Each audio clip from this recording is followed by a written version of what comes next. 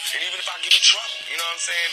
Ain't that what we're supposed to do? I'm not saying I'm going to rule the world or I'm going to change the world, but I guarantee that I will spark the brain that will change the world. Every time I speak, I want the truth to come out. And even if I get in trouble, you know what I'm saying? Ain't that what we're supposed to do? I'm not saying I'm going to rule the world or I'm going to change the world, but I guarantee that I will spark the brain that will change the world. Every time I speak, I want the truth to come out. And even if I get in trouble, you know what I'm saying? Ain't that what we're supposed to do? I'm not saying I'm going to rule the world or I'm going to change the world, but I guarantee that I will spark the brain that will change the world. Yo, it's your boy Big Val Opinion, man. I know it's late, but guess what? I'm up and I'm in here coming off of my birthday yesterday, my Shaquille O'Neal year. Man, I didn't do nothing for my birthday yesterday at all, man. Not nothing at all yesterday because your boy had to come to work. But welcome to your boy Big Val Opinion. Back with another video. Make sure y'all like, share, subscribe to the channel. If you want to contact me, hit me up on my Gmail, bigvalopinion88@gmail.com. Let me know what's up. If you'd like to contribute to the channel, $ Big Val Opinion. What's up? What's going on? What's up, my people? What's up, my people? Hey, y'all, look. Check this out. This Bojine law firm coming into the court this morning.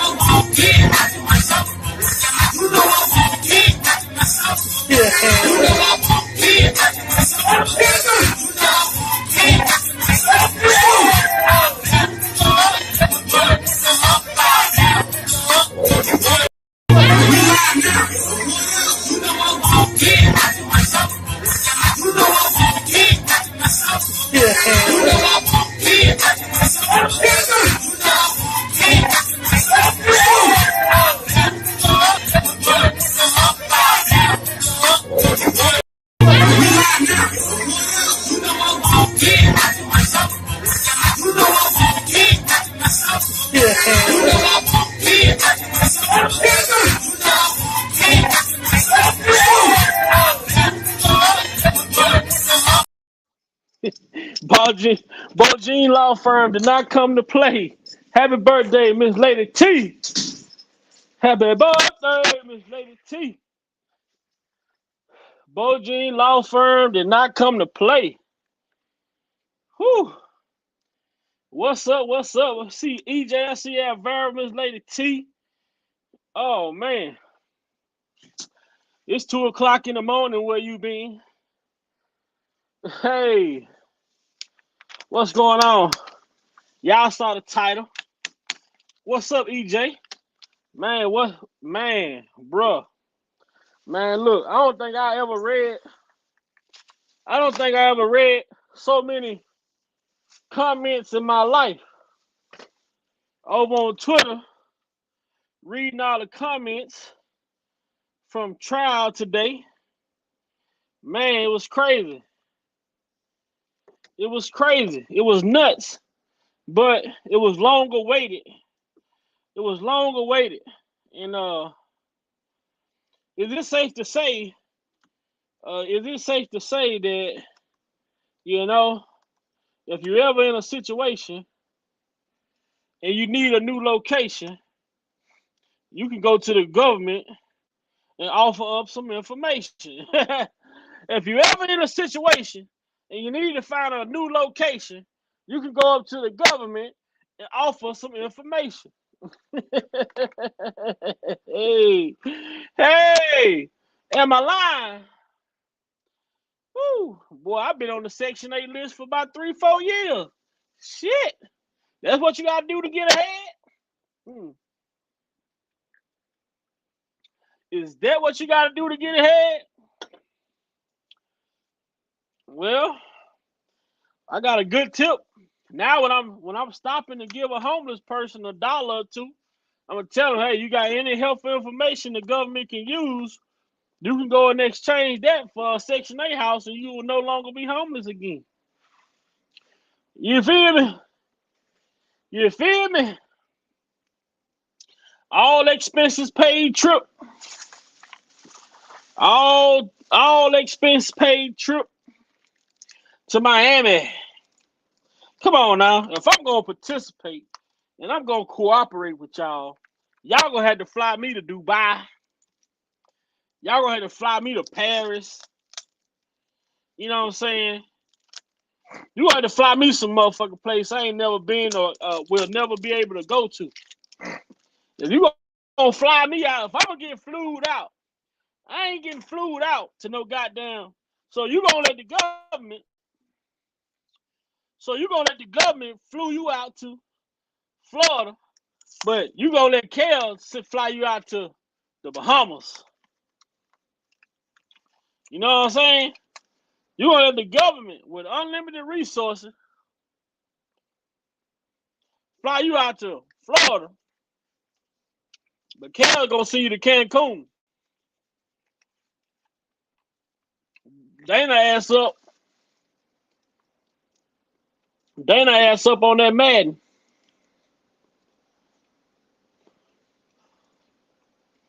Hey, Dana J, check out Bo Jean Law Firm coming into the court this morning.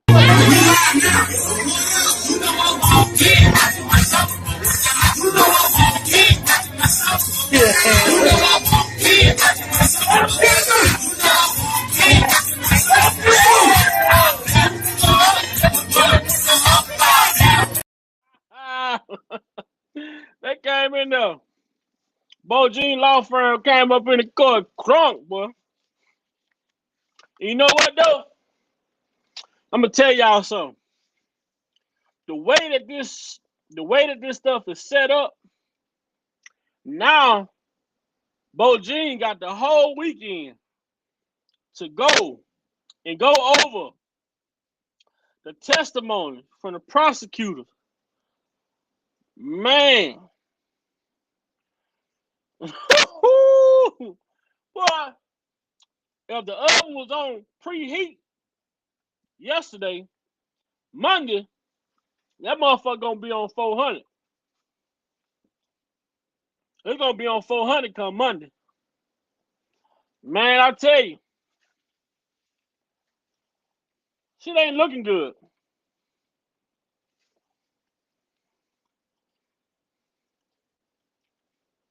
And you mean to tell me that this the best that they could come up with?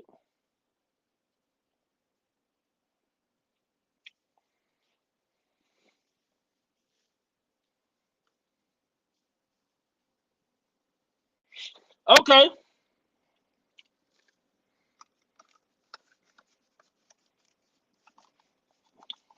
Man, look here.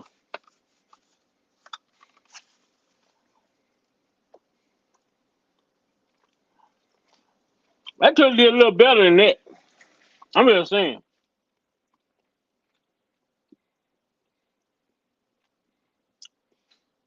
That same thing I said, Alvaro. They say the one in the black supposed to be the one that's by the tree.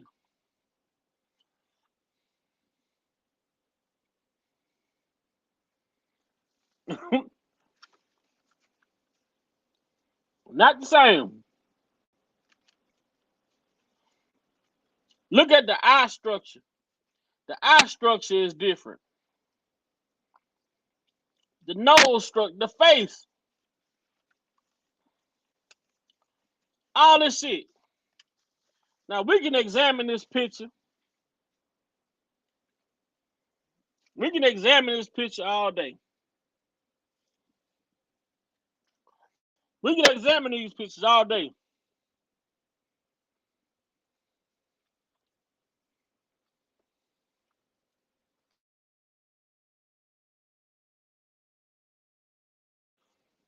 Man, this shit ain't even close. This person face on is the person without the black. Look how her facial structure is like. Her face is like poked out compared to this person in the black. They more of a flat face. Got they eyes. You can tell the person in the black. They eyes are this person eyes in the to my left, which is from the tape.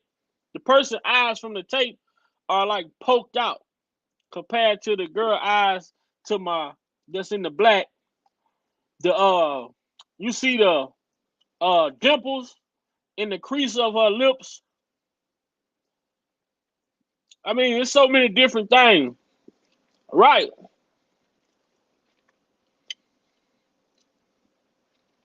right. I said the same thing, Elvira. Agree, Dana. Just examine these shits don't look alike at all. And then how can you try to compare a still photo? One photo is from the side.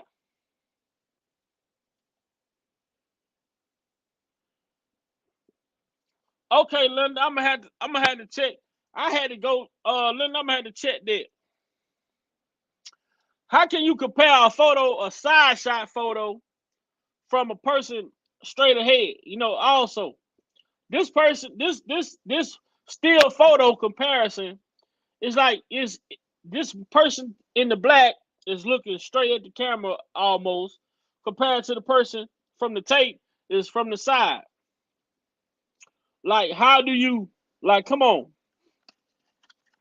man, come on, man. This is what they doing, man. This is what they doing.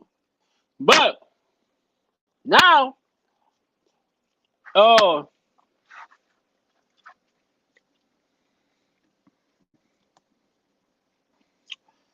man,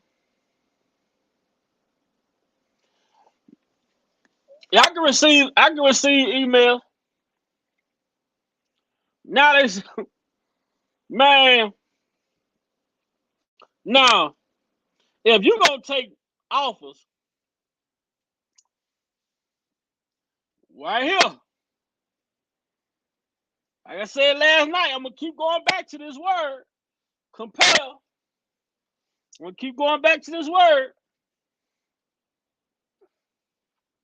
But if you're gonna take an offer to cooperate, I'm just saying, y'all, man, if I'm gonna take a trip, y'all gonna have to give me a trip to Dubai. Y'all gonna have to give me a trip to Paris. No, but see, they asked about the necklace. And what age did you get the necklace? So now she supposed to be got the necklace at 17 or 18. So how did she get the necklace at 17 or 18? But in the video, they saying that she was 14. But then she said she lost her virginity at 15. Like, it's so much shit. It's so many inconsistencies, man. Till it's crazy. There's so many inconsistencies to it's crazy, man. To it's crazy. Too many inconsistencies, man. And then you say, oh, you got sent away. Now this is the greatest lie ever told. And this is just my opinion. The government, the prosecutor sent you away in 2019 because they was filming Surviving R.Kelly. So if they was filming, how did R.Kelly? I mean, he wasn't aware that they was filming Surviving R.Kelly. He wasn't aware that you were cooperating because guess what you were doing? You was texting him like you was a concerned relative or something, as if you didn't know what was going on. So why would they have to send you? Why would you be asked to be sent away because you was in fear for your life when this man didn't even know what the hell you had going on in your life? He didn't know what you had going on in your life.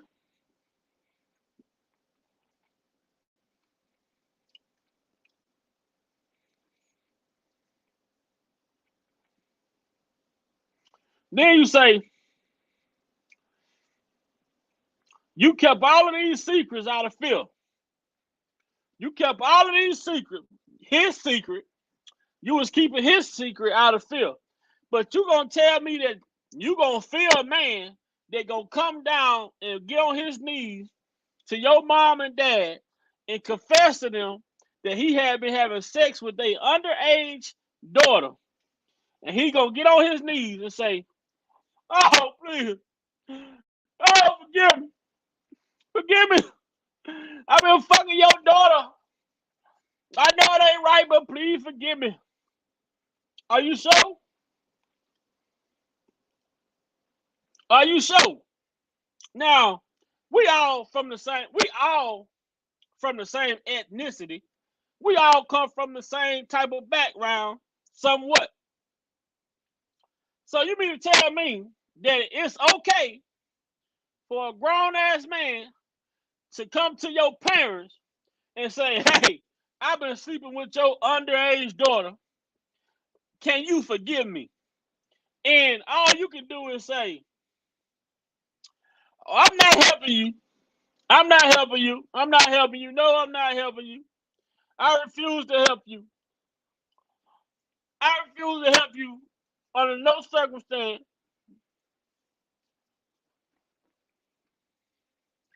Miss Lady T, hit the link. Linda, once Miss Lady T, hit the link. Once I get Miss Lady T to hit the link, I'm gonna go and check the email because I can drop off the screen and then she'll still be up here. Miss Lady T, hit the link.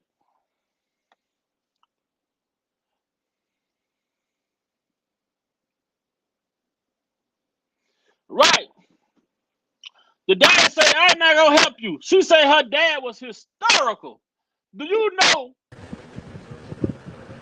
when you Hey, say my dad was hysterical when Robert told him that he had been sleeping with me? The word historical, do you mean historical too? That means you are acting out like you are irate. Historical means you just losing it. Like, what the fuck, are you fucking serious? You've been sleeping with my fucking daughter. I'm about to fucking kill you, God. You know, but she said her dad was so historical and said that he couldn't help Robert, but then he continued to play guitar. She said that Robert told her parents that they couldn't work, but according to Jennifer, her parents, she said, according to Jennifer, she said the parents, she said that R.Kelly told her parents not to go back to work. But Jennifer said shit, her parents went back to work as soon as they came off vacation. Let T, keep these people entertained. Tell them what you know. I'm finna check. I'm finna go back and look at this email right quick. okay. Man, hello everybody. I mean, that the case was crazy today, because the age is not adding up at all. I mean, Roshana, she was all over the place. She was. So, do y'all think the mama gonna get on the stand?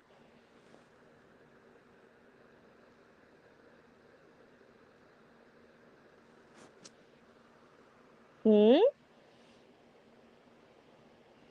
Hey, Robert Lori, EJ, what's up?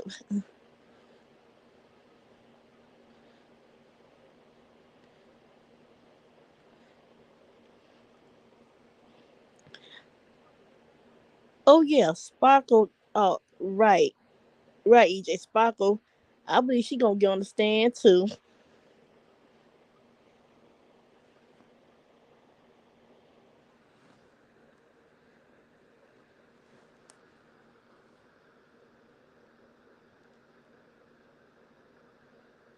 Thank you, Linda Alexandra, for your. Oh, she had to. Right, she had to. Thank you, Linda Alexandra, for your contribute to Big Five.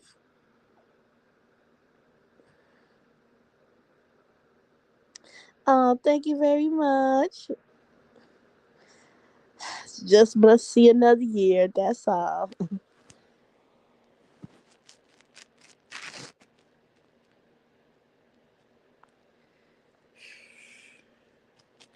I mean, Jennifer Bojin wasn't playing today. Linda, I'm sorry, Linda. Are you sending it to the correct email?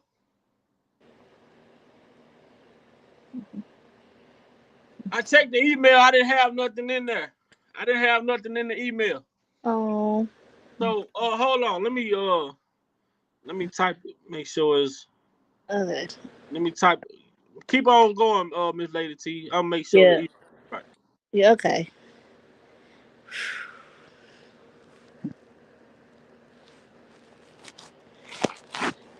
Good. Did anybody see Sparkle interview today on IG? She was going off.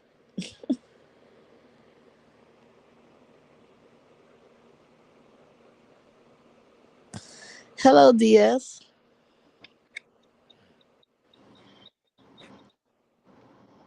Yeah. Did you see the video where Sparkle tried to go off today? Yeah, I heard reading off her phone playing that old bullshit music in the background. She should get copyrighted for that shit. That bullshit she playing.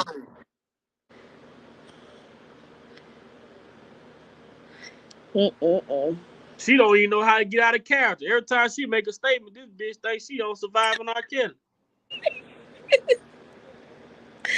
Show how Jennifer was walking in the courtroom. Her team, they wasn't playing Oh, today. Bo Jean Law Firm coming into the court. Yeah. Play that again. They wasn't playing today. And they ain't come to play.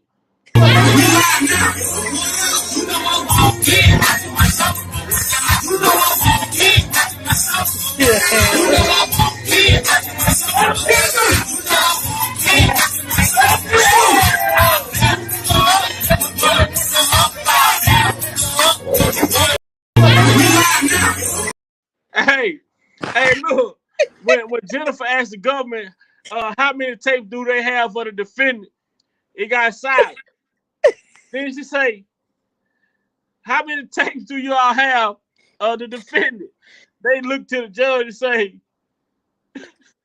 they waiting on the judge to object. The judge say, you don't see a reason to object. So Jennifer Oh say, Lord. well, how many tapes do y'all have? They got damn Jennifer say,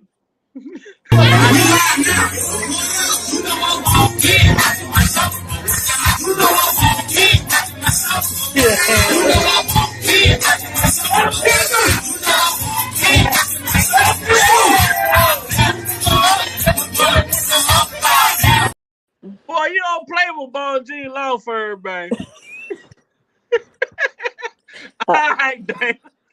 All right, Dan, I was sending it to you, bro. You don't play with Bon Jean Law Firm, man. These government gonna say they waiting on the judge to object to what Bon Jean said. The judge say, I ain't in that shit. Yeah.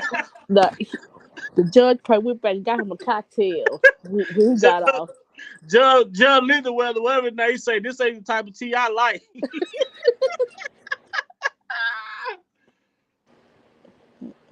But to just speak to the significance of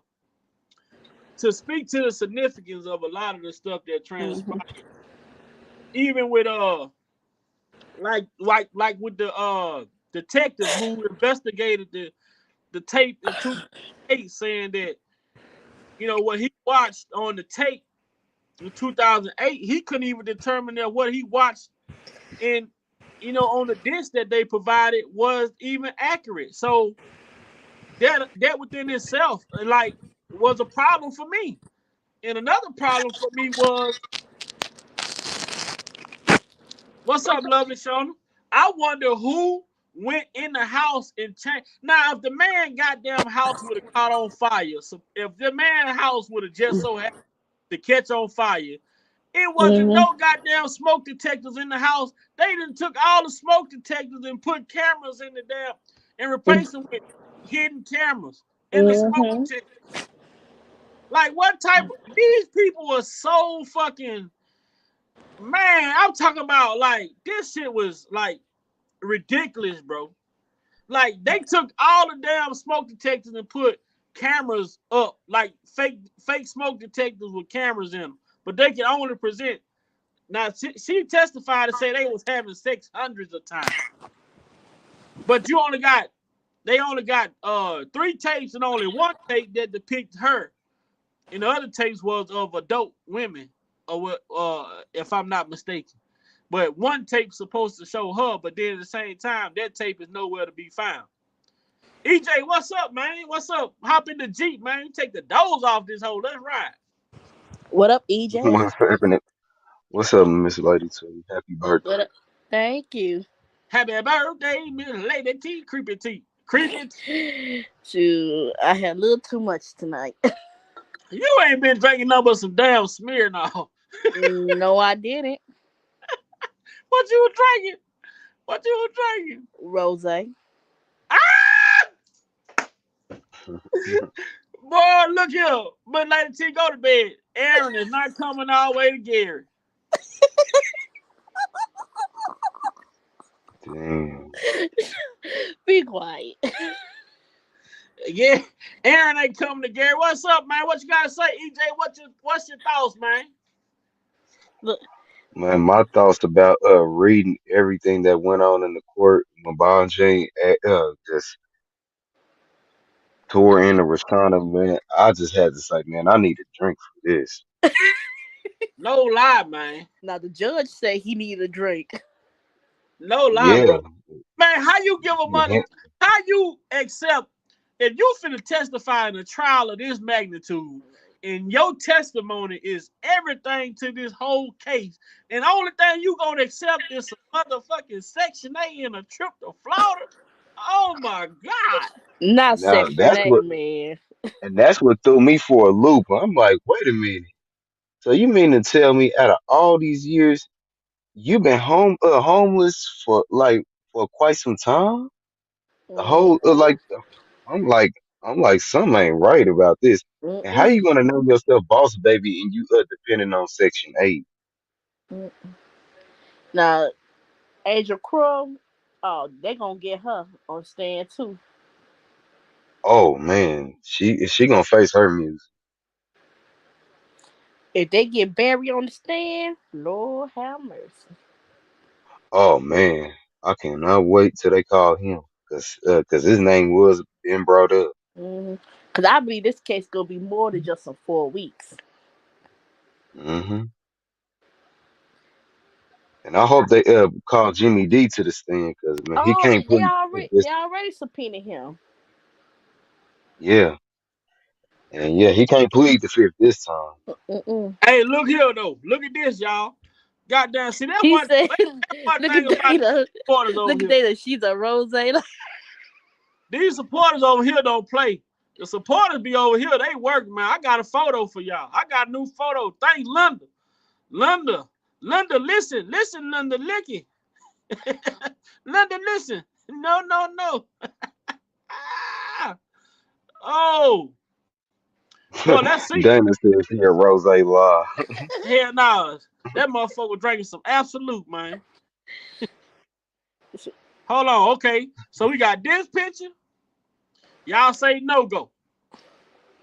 Y'all say no go, right? Mm-mm. Hmm. No go. Okay. So what about this? Yeah, that's who we thought it was. I said that looked like Adelina Prado. Oh my! Oh That my! is her. That Prado girl. That is her. Yeah, Woo! out there in Minnesota. Oh man, her hard code is Minnesota. Oh man, They just say outside of outside. Uh, man. But man, I tell you, man, listening to this stuff, man, make me want to give me a drink. I mean, man, make me a Bacardi. Oh man, now look at that shit right there. what- Ooh wee! Look at the forehead, everything. That motherfucker forehead like you can put a plate on. I know Jennifer Bonji. She gonna tell her mama up. Mm-hmm. Man, Roshana they might mama. well. Oh yeah. All right, Dana. They might well just don't even show up to the rest of the trial, man. Yeah. Thank you, Linda Alexander. Thank you. Thank you.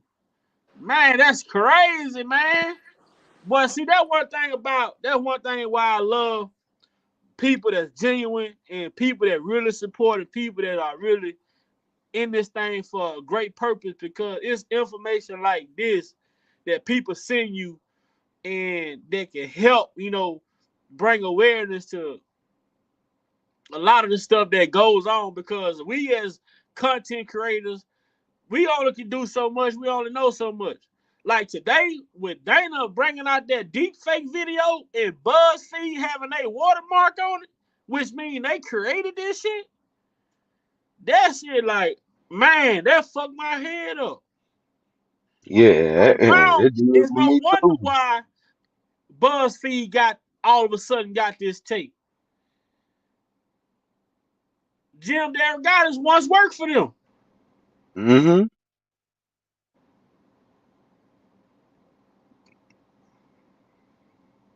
Like Dana said, why Sparkle, she defended herself against the allegation of telling her niece to sit on his lap and rub his head, but she never defended shit about the tape.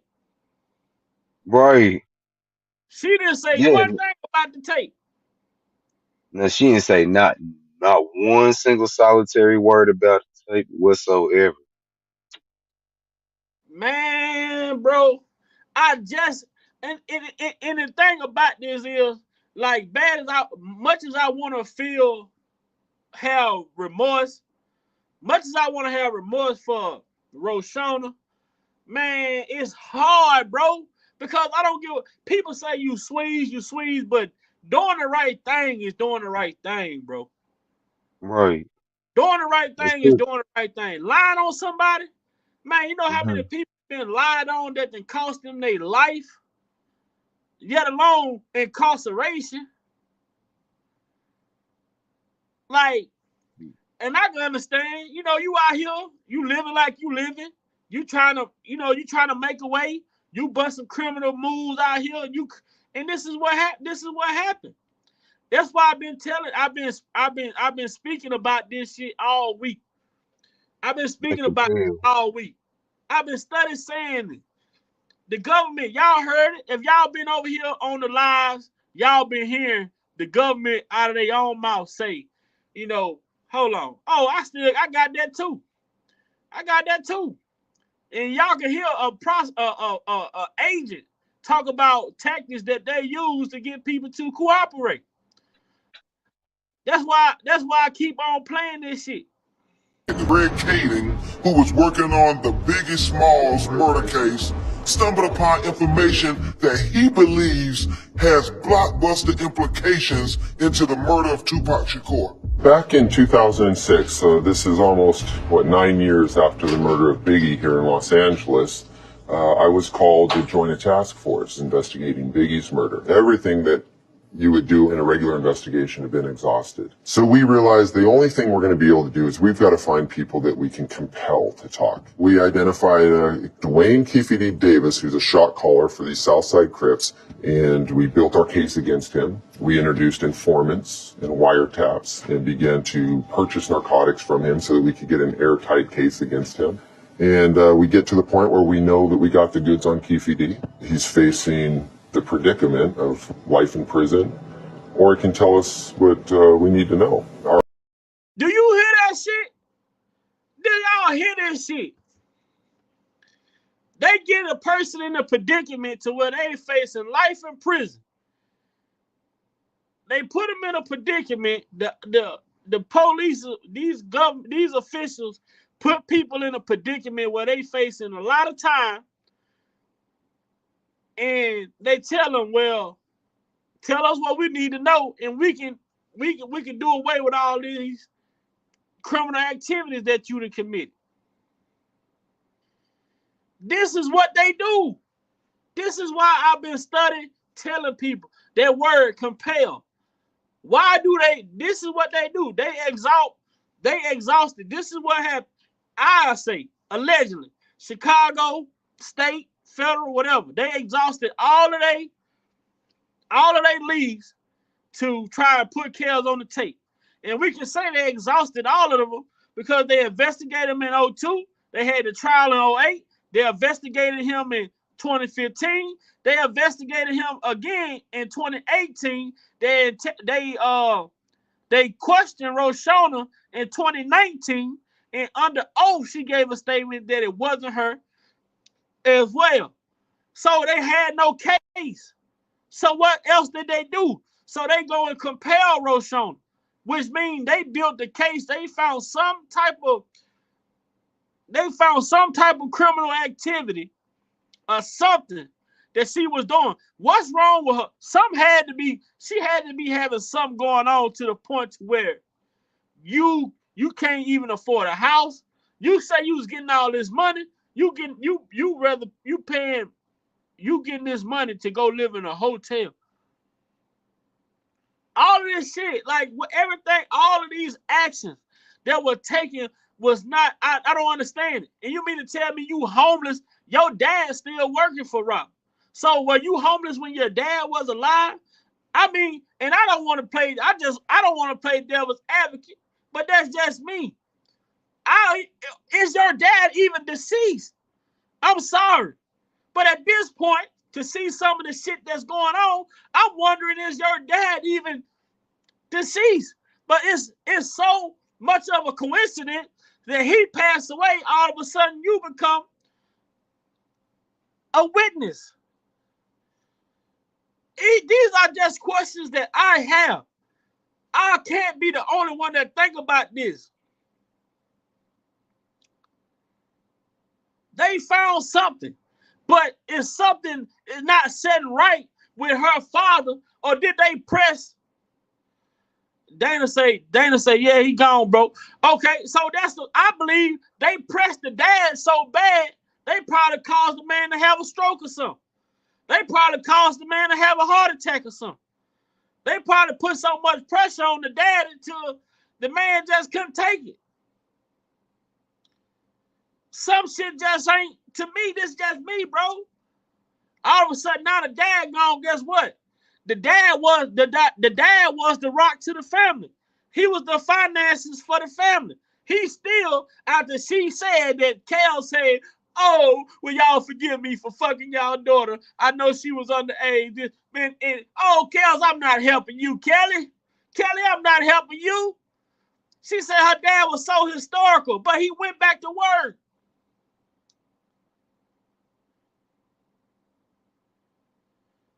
I'm trying to understand this. Your dad was so historical to find out that R.Kelly was having sexual relations with you, but he took his ass back and kept plucking on them strings. I don't understand that. Then she tried to make it make sense by saying that Kels told her mom and dad not to go back to work. But according to Jennifer, she said shit, soon as they came back from vacation, they went right back to work. Easy moving. What's up? Welcome. T. Glenn. What's up? Miss Bougie. What's up? What's up? So you say he told your dad and mom not to go to work, but soon they came back from vacation, they went back to work. You know what I'm saying? Then they say she had a tattoo of Kale. Then somebody say, well, maybe she could have got it in Mexico. Mexico got different laws. But you go to Mexico and get a tattoo of Robert and your parents don't question that shit? Like, come on, this is Robert, not Jesus. You know what I'm saying? But then somebody got to take you to go get it took out. I'm trying to make sense. Like, bro, look, man. I only been living long as I've been living. But you know what I'm saying? Shit. You know what I'm saying? I'm just trying to make sense, bro. I can't make sense of this shit. Like, am I wrong? Am I wrong for thinking, or am I overthinking? I don't want to take any credibility away from her story and what she's saying. But at the same time, you ain't finna piss on my head and tell me it's Cristal. You know what I'm saying? You ain't finna piss on my head and tell me it's Moet. You know what I'm saying? I don't piss when I feel piss. You feel me? Shit. You ain't finna tell me this goddamn Moet, goddamn. It ain't right anymore. You pissing. Hold on. You know what I'm saying? I'm just saying, man. I'm just saying. I'm just saying, bro. This is just shit like me. I watch too many Kingpin documentaries and mafia documentary things like that, and I've just listened. And so now when I'm hearing this shit sound like extortion. That's what it sounds like to me. This sounds like a big ass extortion ring with multiple people connected to this shit. Multiple people. Because if you hear Sparkle speak to, you can see why she feel the way she feel. This shit right here, why she feel. She say she was on her way to getting the deal, but she felt like she wanted to bring her sister and brother-in-law and niece along with her, which eventually cost her deal. So you can kind of understand why she feel the way she feel. She pissed off now because she trying to, she playing devil, she creating this shit in her head. And she lied to people talking about trying to make it. Sparkle want people to believe it was about her niece. The reason why she didn't get her deal. The reason why she didn't get her deal was R.Kelly told her he didn't want her working with any outside producers when he was producing the album. And she went and did what she tried to go and do her own thing. And when she tried to go do her own thing, he cut her ass off. He didn't want to work with her no more. And that's what happened. He told Cal, everybody talk, man, they say, this is the, Cal is on the, he's helping her. He's helping her. The greatest song she ever had was written and produced by him. But she decided she wanted to go work with different producers and other people. For what reason, I don't understand. And Cal's cut her ass off. He told her, look, it's over with.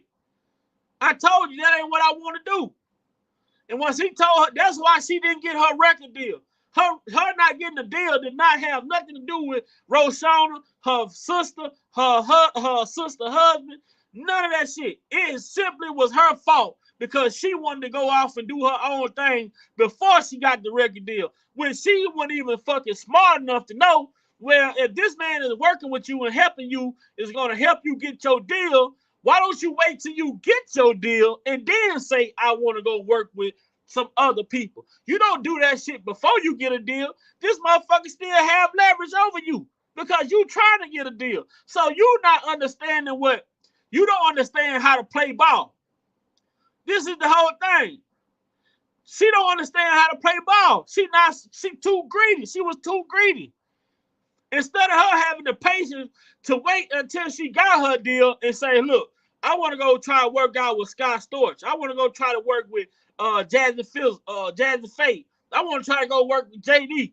But she gonna try to go do this shit before she even had a deal. Kel say, you over with. Kel say, this ain't the type of tea I like. It's over for you. Cut her goddamn water smooth off. And she wasn't, and this right here is gonna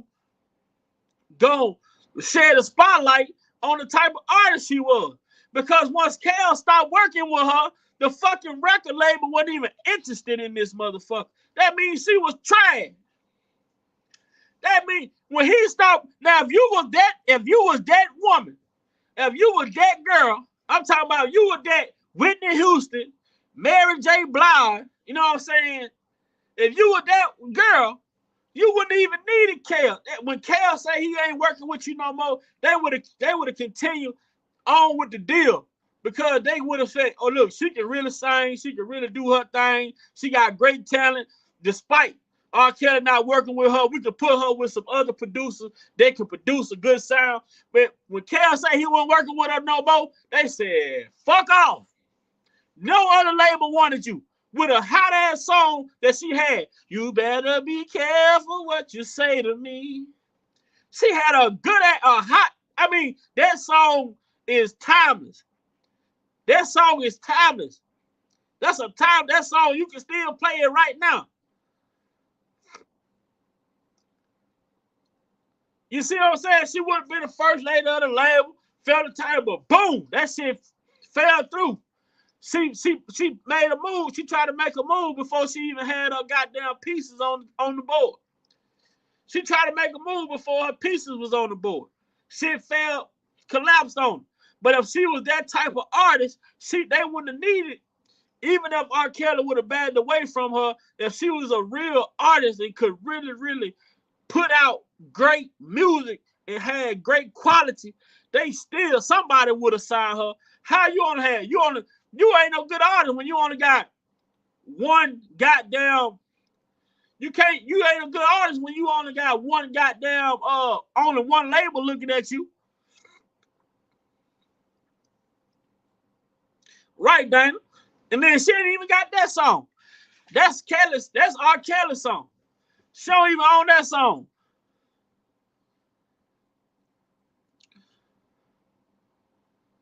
That's it. Then she sitting here, she always in surviving R. Kelly mode. She come out to read a goddamn statement that she want to put on record, and she got her bullshit music playing in the background. They need to copyright her ass for playing that bullshit while she putting the video out on Twitter and other places. She's so irate. Oh, she's lying on me. Well, she lying on you. Pull up to the courthouse and confront her. Shit, that's what we want to see.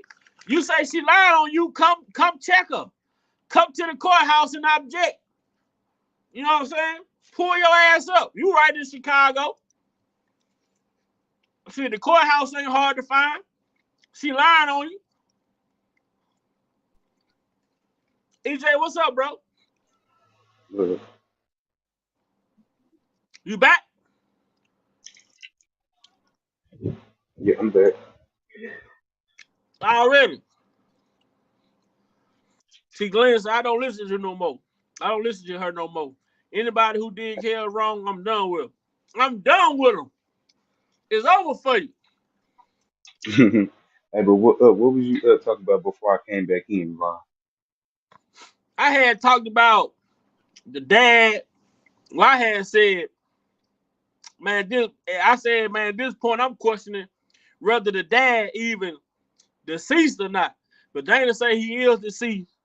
So I said, because how the hell is he homeless and the dad been working for Kel, so he been making bread. She had been requesting bread from Kel also, but she said it wasn't a part of a payoff. No, she would call and ask for a little money here and there. But then I'm gonna get to this part. This is me. Now, you say he handed you money in the beginning of the video for if the tape ever leaked out, it would look like I was a prostitute.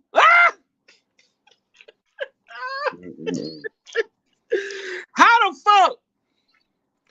EJ, bro, help me understand, bro. How the fuck is you accepting money in the beginning of a tape of child porn gonna help him making you look like a prostitute? That shit don't even make sense. It's It child don't. pornography. It don't. Allegedly. Yeah. How is him handing you money gonna save him when you supposed to be 14? Exactly. But she said that she lost her innocence at 15. But Mike Avenatti kept saying you can constantly hear on the tape Kelly keep referring to her private part as 14-year-old P. Am I lying? Was I the only person heard Mike Avenatti say that? Yeah, he did say that. Then Mike Avenatti say you can repeatedly hear someone referring to the as 14-year-old private, vagina.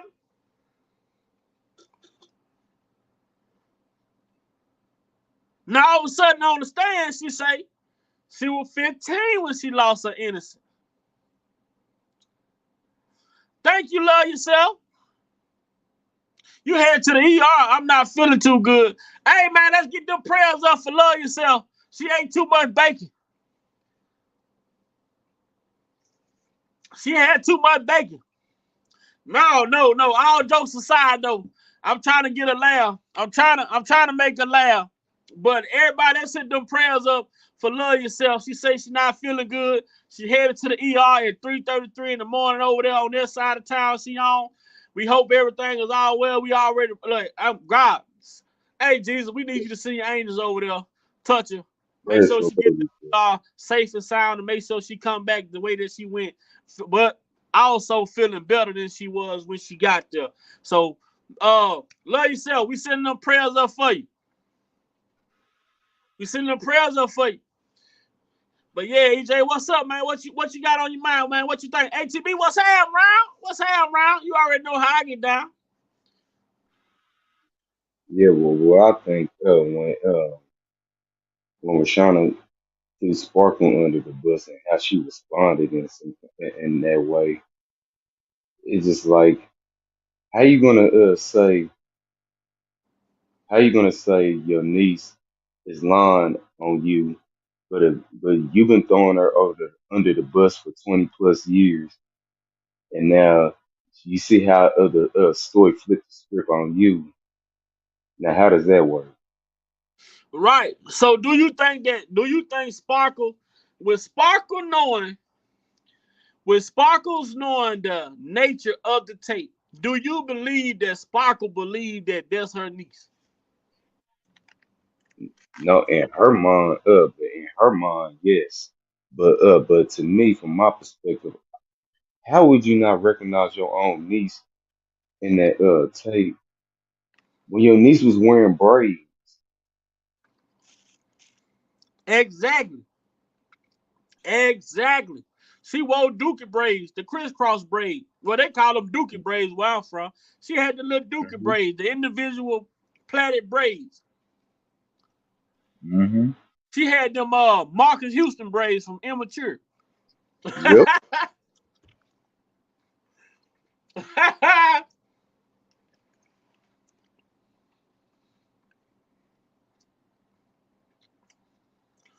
I'm just for myself, bro. I'm just for myself. But then, how are you telling your truth? These are just questions.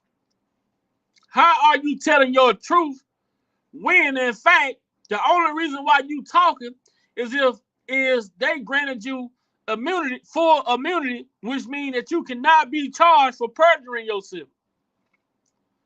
So how is you telling your truth?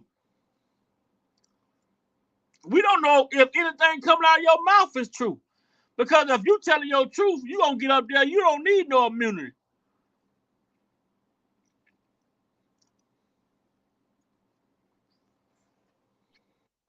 Well, it just seems that she ain't as bright as we think she was. Let me say, and the girl on the tape had braces on her teeth. Wow. For real, Linda? You Real. said she had braces on her teeth? And she had braces on and getting down like that. Man, but ain't no way.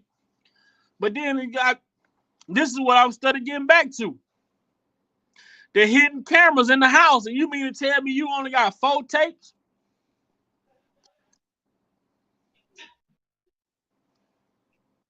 So every time when this man was leaving his house, these people inside the house trying to find ways to set him up.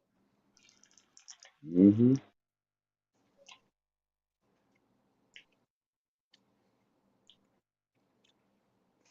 Then, is this the same house where he was allegedly talking to Holly Calhoun about stealing the watch?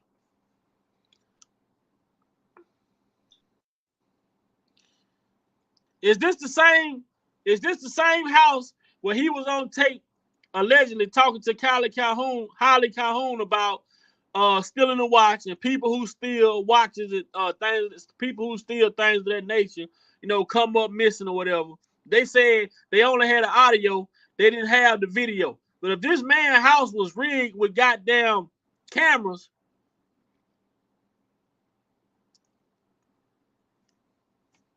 you know what I'm saying? I'm trying to understand this shit. Why y'all ain't got no good videos? Why y'all ain't got no different angles? If the house was rigged with cameras, why the only camera angle y'all got is the camera that was sitting on the ground on the tripod?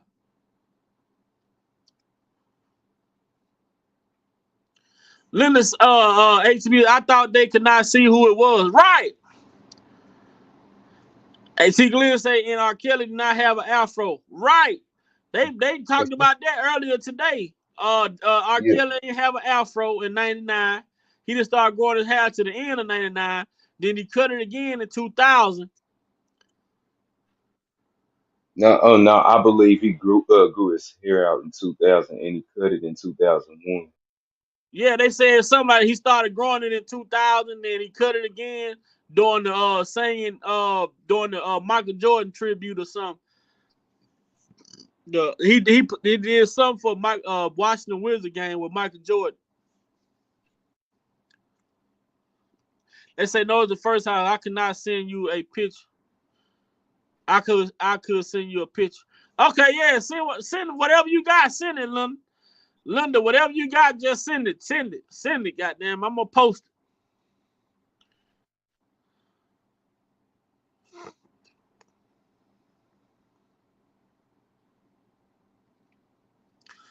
it. Okay, EJ, man, talk to the people. I'm finna go off.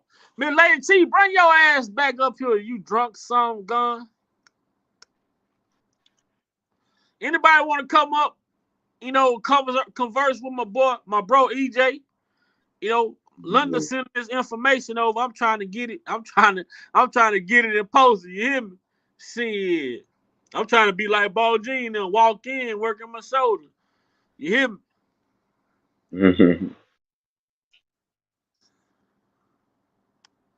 Okay, Miss Bougie say she think Lisa or her friend had braces. They saying that the girl on the tape had braces, which they saying that was Adelina Prado. And they say Lisa Van Allen stole the watch. Yeah. And then New York trial, they try to say it was one of the other people that stole the watch.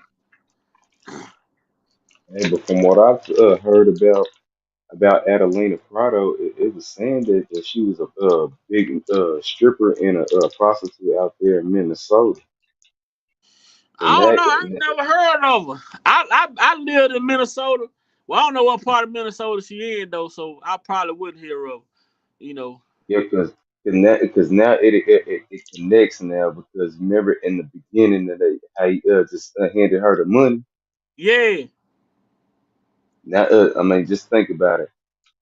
In that video, it did look like Adelina Prado. It was said that she was a prostitute and a stripper out there in Minnesota. So it's like it kind of connects though. It's like I Right. could see, like I could see it. But then they alleging that the time that the chick say the shit happened to her in Minnesota, it's alleged that R. Kelly wasn't even he was touring in a whole nother state on tour. So they saying like the timelines for the Minnesota case don't even line up. But like T, hit that link for a few minutes. I need to go get some information so I can upload it. You talking about y'all get ready for your auntie funeral in the morning. Your ass up already at this time. You might well go and stay up until the funeral. Ain't that right, EJ? She already up at 3 o'clock in the morning. Why go to sleep now? Right. They say Lisa and the boyfriend broke into one of his houses with a boyfriend broke in one of his houses with her boyfriend. I believe she did. Lisa a fucking criminal, man. She was a road runner. Hmm. The road runner. And ain't none of these people explaining to me how Kels was a monster, but they left and kept going back and they kept reaching out to him, kept dealing with him. It's crazy because he made his page private on Instagram. When I Mm. look Miss on her, Lady T, What's you up? you got your tablet with you too? Let me see. Cause I want you to play that Jim Darragottis bitch ass.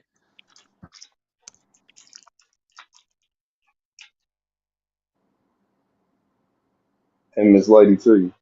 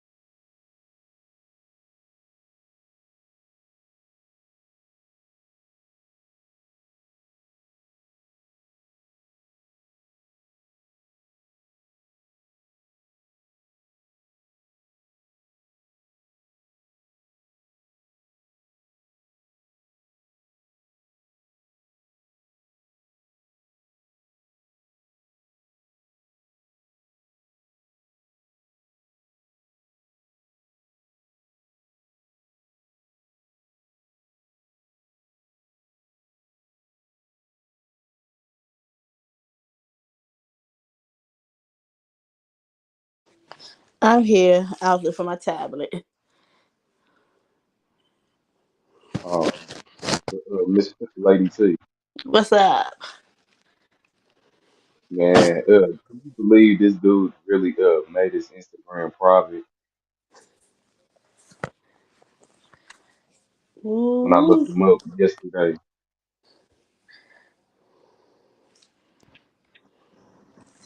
man. he did. I But mean, I this. had I had some questions for him. I'm I'm gonna talking have to about go. I'm gonna have to go live tomorrow from my computer to show y'all this house, man. It's like 88 different photos, but I'm gonna have to go live from my house tomorrow. But I guess this is from the trial today,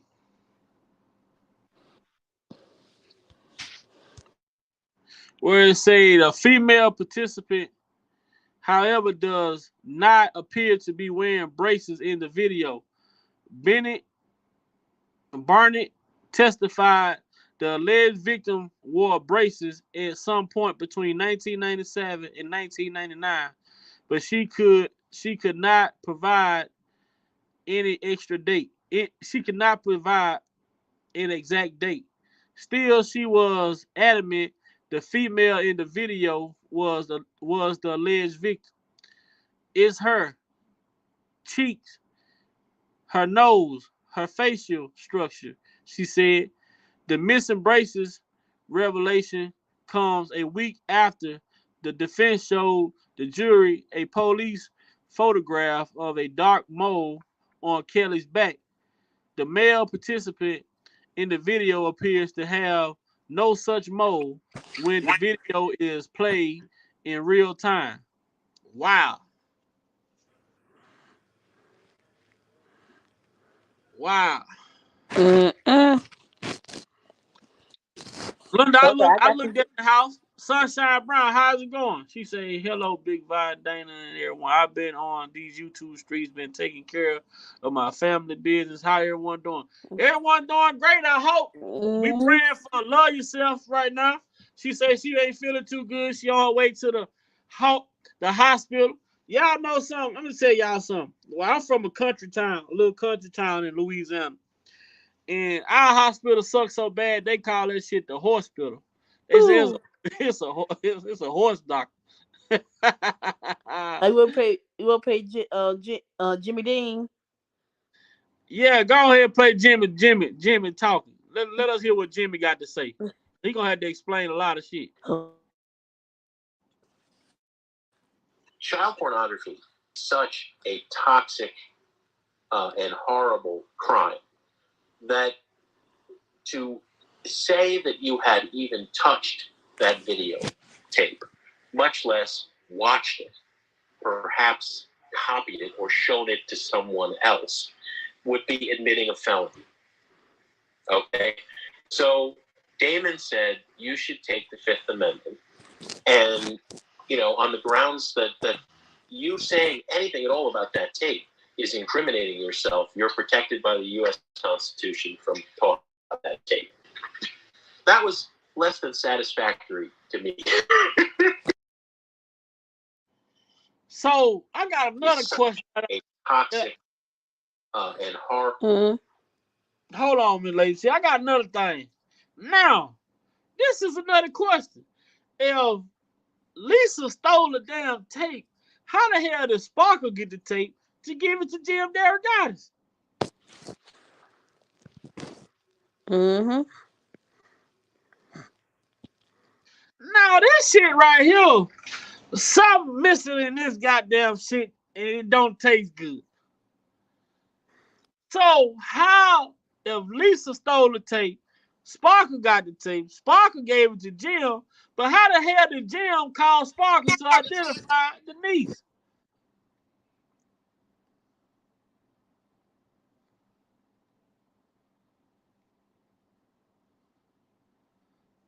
Oh, I don't know, man. This shit right here, it seems like the more they talk, the more goddamn confused you get, the more tangled up you get, the more you just don't get it.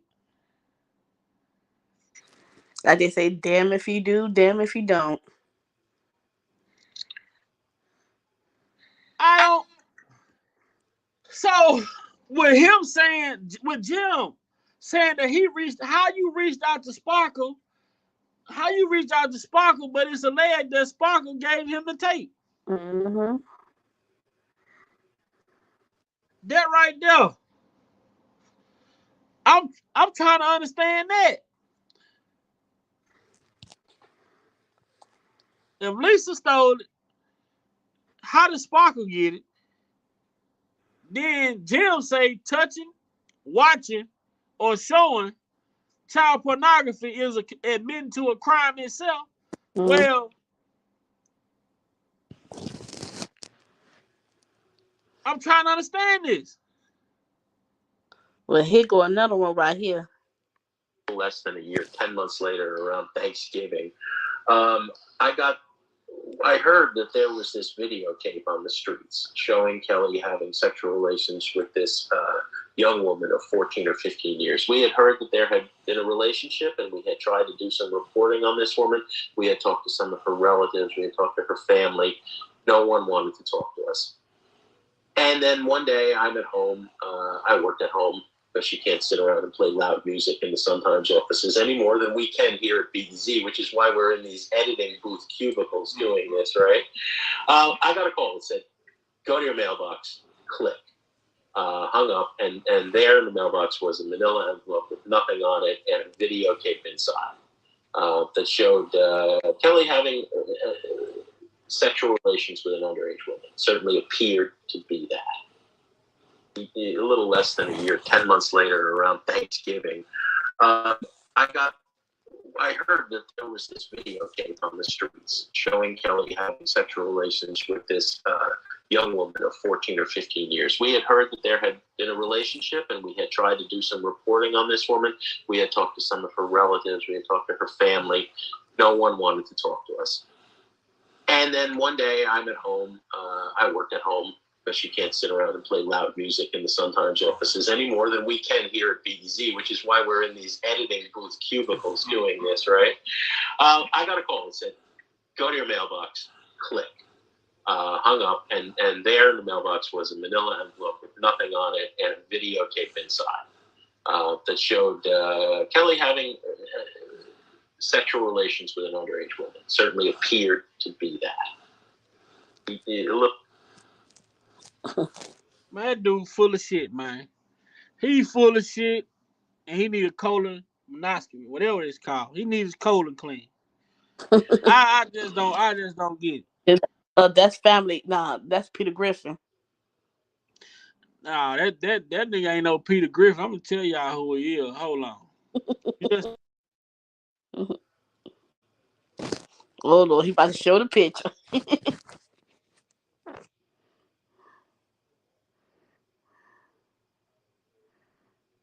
Thank you, Sunshine Brown.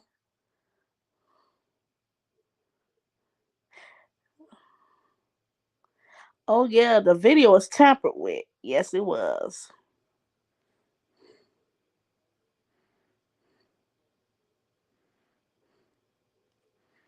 Mm-mm.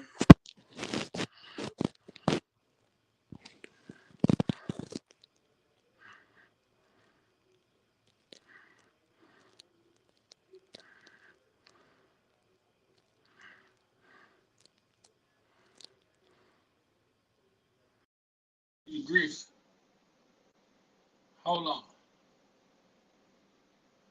Show y'all who Peter Griffin is. He's a goddamn. He's a music critic by day.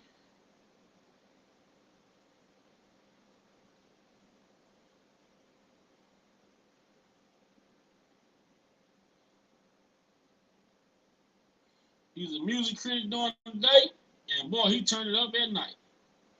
Hey, look at your boy, Jimmy Dean. Look at Big Jimmy.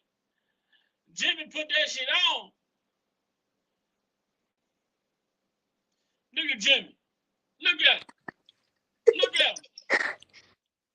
Look at him.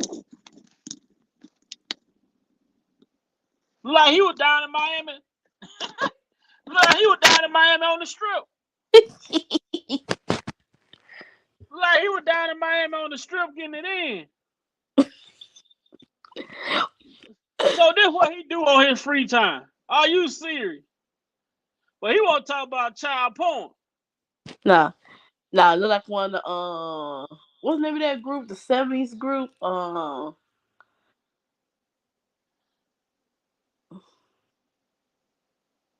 They all dressed in uniforms. Ah, now he on here. He talk about child porn, but he walk around wearing lime green bras in Miami. Make this shit make sense. But Linda said they R. Kelly was trying to get the tape back because Drea was in it. Okay, well that makes sense for him trying to get the tape back. But this the whole thing that was also funny that these people said.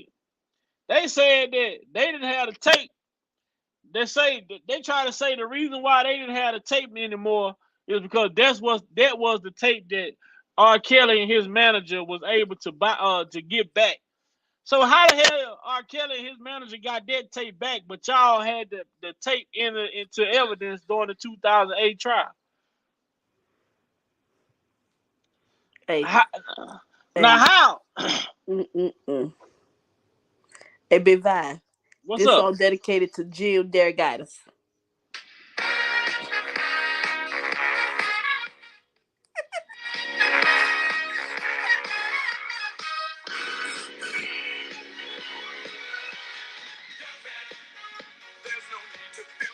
I said, yeah, man.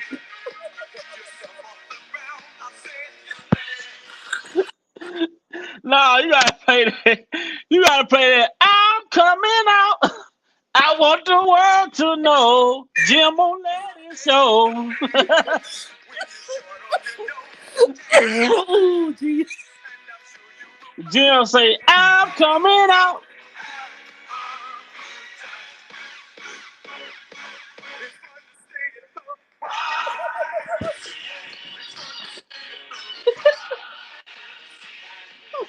Man, I can't make this shit up. I can't make this shit up, man. I cannot make this up, man.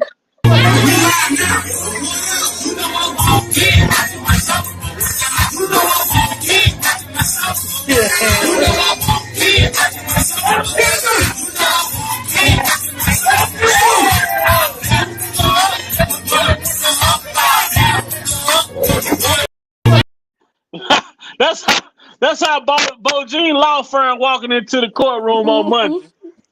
Bo Jean law firm coming into the courtroom on Monday.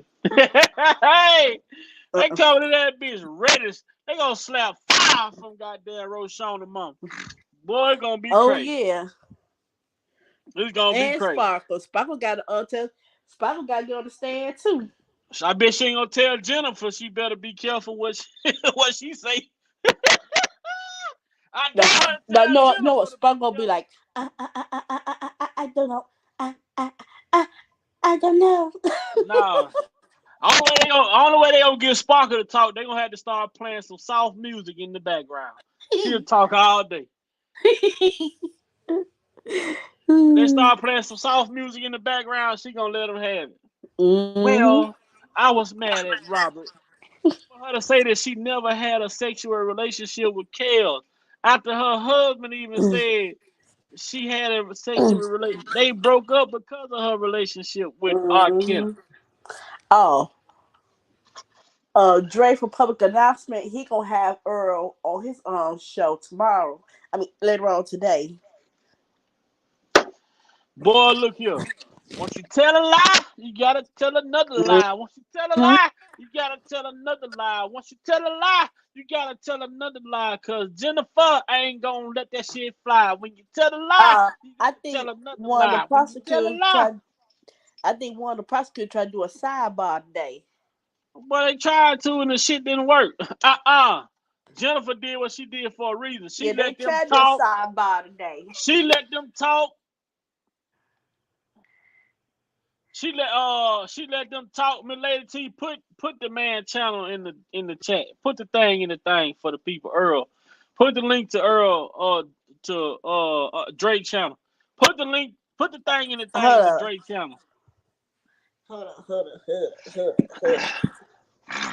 Yeah, man. And if y'all haven't already, hit that like button over here, man. Make sure y'all subscribe to the channel, man. Subscribe to the channel.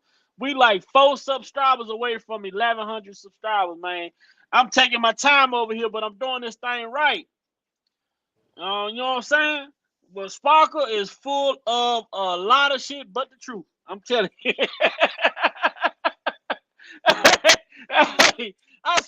I say Sparkle is full of everything but the truth. Boy, look here. Then Roshana get up here. See, the thing about coaching. All right, T. Glenn, man, make sure you take care of yourself, man. Just hit me up later on, man. Let me know how it went for you, brother. Just hit me up later on. Let me know how dialysis go for you, bro. I know you got to get up early in the morning, man. Oh, the thing about when you coach somebody to lie, I'm going to tell people this is something that we all can relate to. This is something that we all can relate to. This is something we all can relate to. How many of us can relate? How many of us can relate to, you know how you hear something in the hood, right? Or you make up something. You could be like, oh, you could be like, oh, I heard this person right here mess. You know what I'm saying? You could be like, oh, I heard this person right here mess as hell. So you're gonna be like, look, I'm gonna make something up, right? And I'm gonna say it. I'm gonna say it just to see if it's gonna get out and get around. So the thing about a lie, you know what I'm saying? Once you talking to a person and you be like, look, such and such said this and such did that.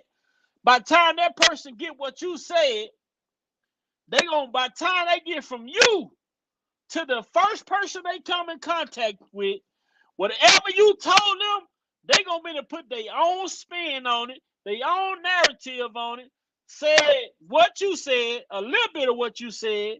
They gonna put their own version of what you said together. They gonna tell it to somebody, and once they tell it to somebody, that somebody gonna tell it to somebody, and once that somebody tell it to somebody, then the next somebody. It like the story is never consistent. It's never consistent. You tell a motherfucker something, hey, go relate it. The best way to relay a message to somebody nowadays is write on a piece of paper and say, can you get this paper? Can you hand this paper to Miss Lady T? Can you hand this paper to Big Val Opinion? Because you can tell Miss Lady T, go tell Big Val Opinion, if he don't come on live at 12 o'clock a.m. tonight, I'm going to start following him. Miss Lady T get the message come to me. Ooh, Big Vi. They say if you don't come on live at 12 o'clock, they done with you because you be full of SHIT and this, that, and the third. Now you create a lie. So what happened was when Angel Cruz and all these people coerced Jane, they didn't tell Jane that she had to face a goddamn pit bull in cross-examination. But what they did tell her is, don't worry about the cross-examination. We're going to give you immunity, full immunity.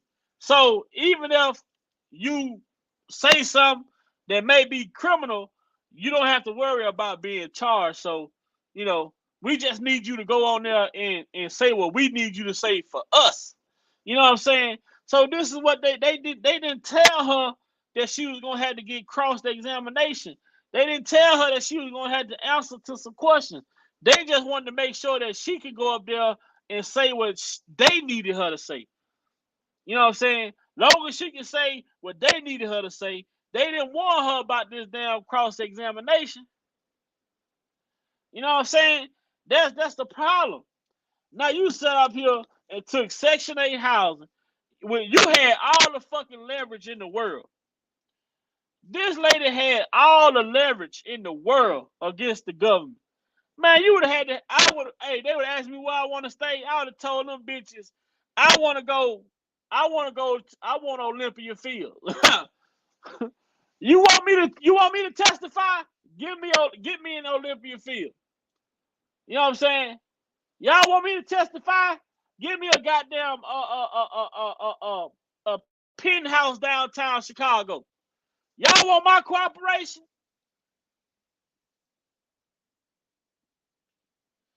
Oh hell no!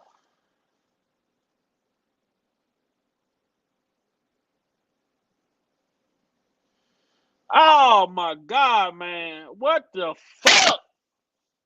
Man, I'm so sick of all this fucking senseless ass violence, man. I'm so sick of it, bro.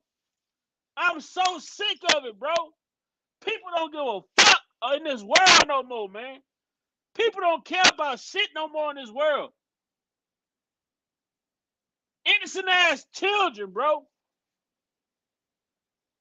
What the fuck is this world coming to, man? What is the world coming to? If people ain't seeing the signs of destruction and the world is falling and crumbling into pieces day by day, this world is starting to crumble into pieces day by day. You got children out here disrespecting elders. You got children out here talking back to their parents. You got children out here on fentanyl. You got children out here doing all types of fucking drugs. You got children out here shooting and killing innocent people, along with grown adults who are aiding and abetting these children and doing the stupid shit that they out here doing.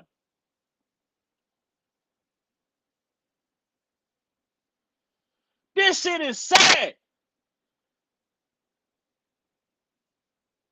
A man died right in front of my face. These kids were sitting on the porch and someone shot the young man up. Man, look at this shit, bro.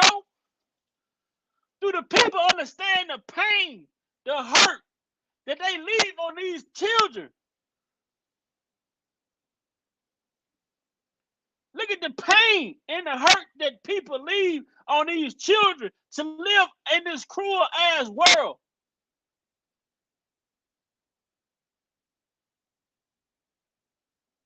I have to deal with this shit every day with my own son seeing death at 12 years old.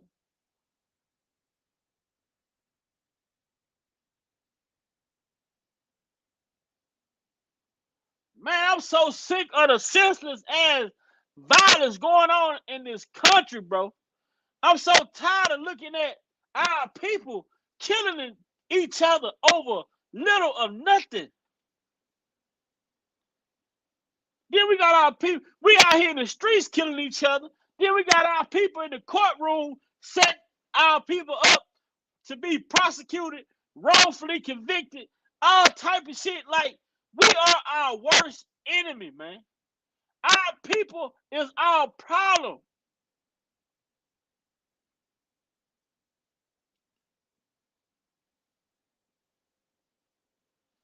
Man, this is sad. You shoot a man on his porch in front of his children and kill him? Man, whatever happened to the fucking G code? Whatever happened to the code, bro?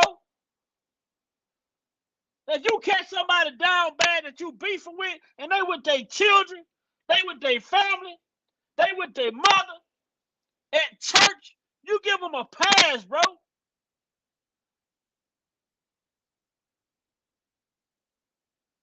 Children off limits. The family is off limits. You don't bring that street shit to your family.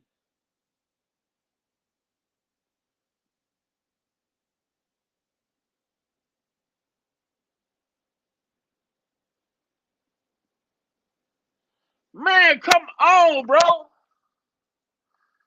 Man.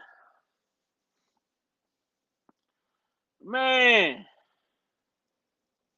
This shit is ridiculous, man. Like, man.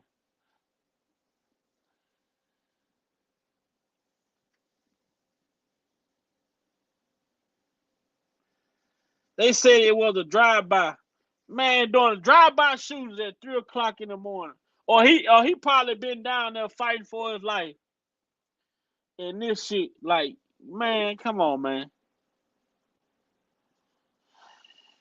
Oh man, bro. Boy, that shit it irks me, bro. It hurts me to hear about death, bro. Especially that way, man. My son lost his mama to senseless ass gun violence. The same way. My son got to grow up the rest of his life in this world without a mama. But thank God that he got a dad that was willing to step up. He got a dad that was waiting to step up. He got a dad that's in his life. He got a dad that's put on his pants and stepped up to the plate. Man, it's fucked up, bro. Man, we gotta do better, man. We gotta do better, man. We gotta do better, man. I don't, man. We gotta do better, man. What happened to our people, bro? Man, our people used to be of love, man. Our ancestors taught us how to love. They taught us how to be there for one another. They always practiced about having each other back. Whatever happened to the village? Whatever happened to them talking about it takes a village to raise? It take a village to raise a child. Whatever happened to this shit? Whatever happened to people caring, man? Killing people in front of their children? Like, come on, man. Children are supposed to be off limits, man. You catch a motherfucker down bad, they with their family, they with their mama, you don't, you know what I'm saying? You don't bring that, you don't put people, involve people in that shit that don't have nothing to do with it. Man, it's so sad. It's so sad that that brother lost his life. And also, man, you gotta understand when you out in these streets, man, you have to understand the price you pay for being in these streets, man. The streets don't love nobody. When you out here in these streets, you out here living, you out here thugging, you out here drugging, whatever you doing, man, you gotta always remember, man, it's always somebody. It's always somebody that's watching you. Man, I remember living like that. I remember being that dude. I remember being that dude. I remember being in the streets. I remember thinking I remember, you know, pretending to be tough. I remember wanting to be that street, having that street persona. But I'm gonna tell y'all one thing about Big Vi. I'm gonna tell y'all one thing about Big Vi. One thing about Big Vi, bro. When I was out there in the streets, I was in the streets. I didn't bring that shit around my children. I went and got my own place. I went and got my own place. I went and got my own place. You know what? If I'm out here in the streets doing, if I'm out in the streets doing shit, if I'm out in the streets trying to hang with my homies, if I'm out in the streets getting into fights with my people, guess what I'm gonna do? I'm gonna go to my own house when I go home at night. So if somebody ever decide to do something to me, guess what? My children won't be there to see it. My children won't be in harm's way. When I was in the streets doing street shit, I didn't put my children in my car. I didn't ride around with my kids in my car. I didn't take my kids places that I went. When I was out in the streets, it's certain shit that I just didn't do. And I always thought about the safety and the well-being of my children when I was in the street. Because at the end of the day, the last thing I wanted to do was bring some unwanted attention to my children, to their mama. Shit that they ain't asked for, nothing that they had nothing to do with.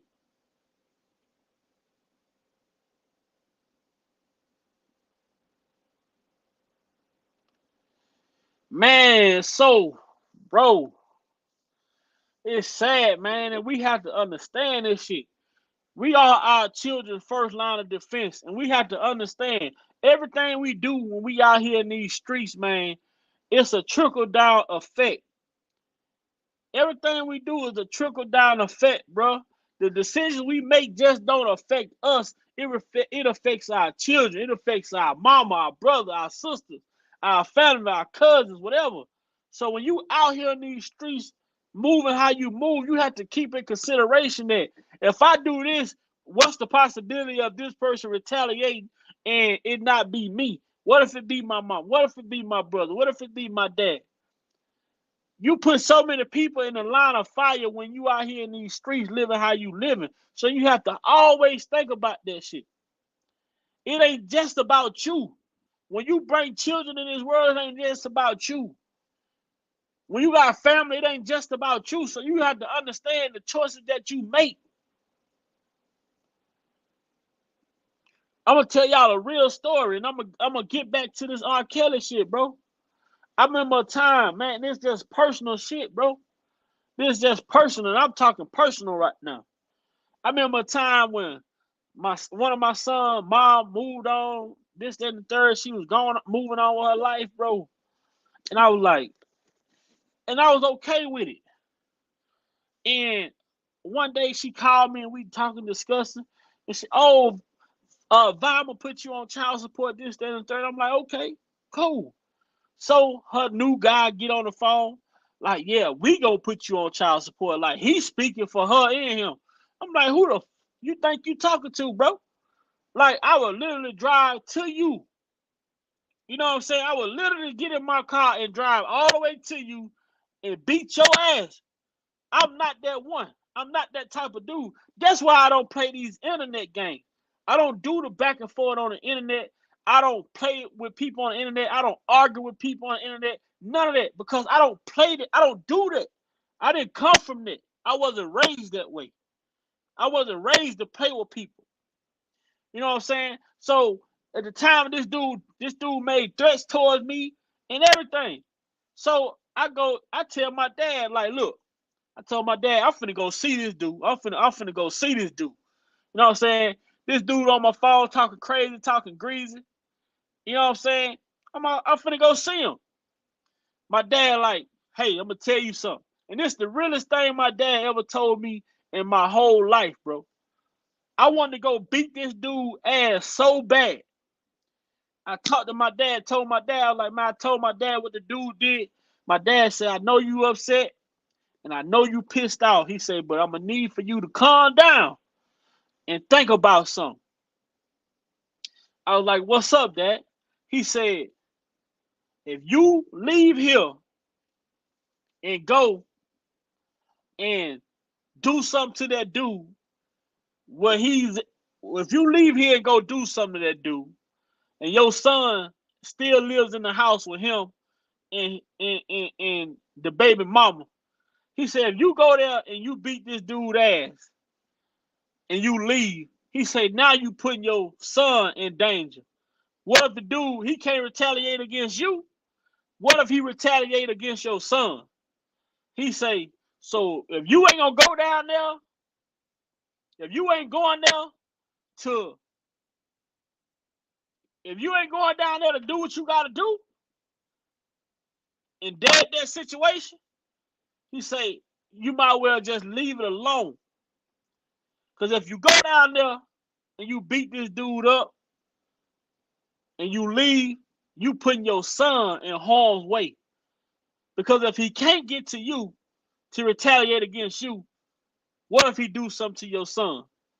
And I told my dad, I said, you know what? I was so pissed off, Dad, I wasn't even thinking about that. I didn't even think that way. I didn't even look at it like that. But my dad, who cared enough to stop me and then just let me go off and let me do what I was about to do, because in the heat of the moment, I wasn't thinking about the consequences, what could happen after I do something to this dude. All I was thinking about, this dude that disrespected me, I'm finna go pull up and beat his ass, and I'm gonna go back home. And my dad stopped me. He told me, he said, you beat this dude ass. He said, you gotta think, your son gotta live with this dude. If he can't get to you, what if he retaliate against your son? What if he do something to injure your son? Then what you gonna do? He say, so if you ain't going there to finish this shit, you might well just stay here and get over it. Told my dad, he said, you know what? I ain't think about it that way. But I thank God that my dad had the decency to stop me and put shit into perspective for me to understand how important it is when it comes to making decisions like that could affect other people besides yourself. At that moment, I was ready to make a decision that was going to affect my son, and I didn't even see it. I didn't even look at it that way. So, in that one situation right there, helped me to understand a lot of different situations in life. When I was in the street, I didn't never bring that shit around my children. I didn't bring that shit around my kids' mom. None of that. Whatever I did in the streets, I left it there. I went got my own place. So if I did something or I wronged somebody and they felt like they wanted to do something to me, guess what? Wouldn't nobody else be affected by my decision? Yeah, my kids maybe be hurt, but they wouldn't see like what Love Yourself said. This man got shot on his porch in front of his children. Shit so sad. What's going on in the world today? What's going on in the world today, man? Why do we hate each other so much to where we want to kill each other? Where we want to have people wrongfully incarcerated? Where we want to lie on people? All because we feel we got some type of resentment against somebody to where we want to see them put away at all costs. Just because I dislike you don't mean I gotta want to see you burn in hell. I can dislike you and just stop dealing with you. Alazar, what's up? I can dislike you and don't have to deal with you.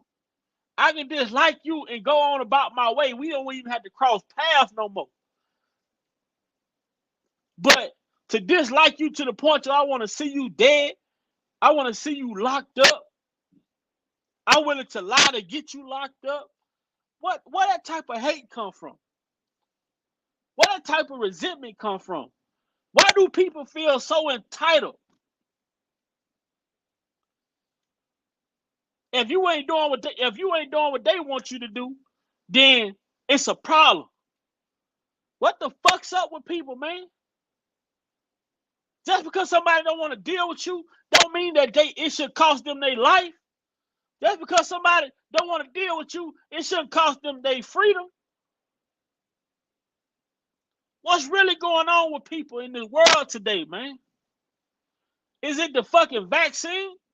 What is it? COVID? What is it? Why are people so angry with each other?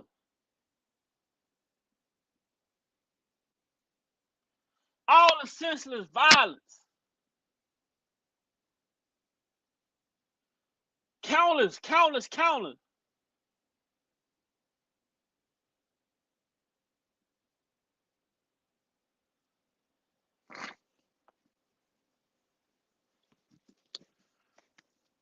But we're gonna get back to this R.Kelly situation, man. Marshall Hauser said Roshana was born in 19 September. So she was born in September of 19. I think someone say her birthday was in September. She was born in September of 1984. Therefore, in 2002, she was 18 years old, and in 2008, she was 24 years old.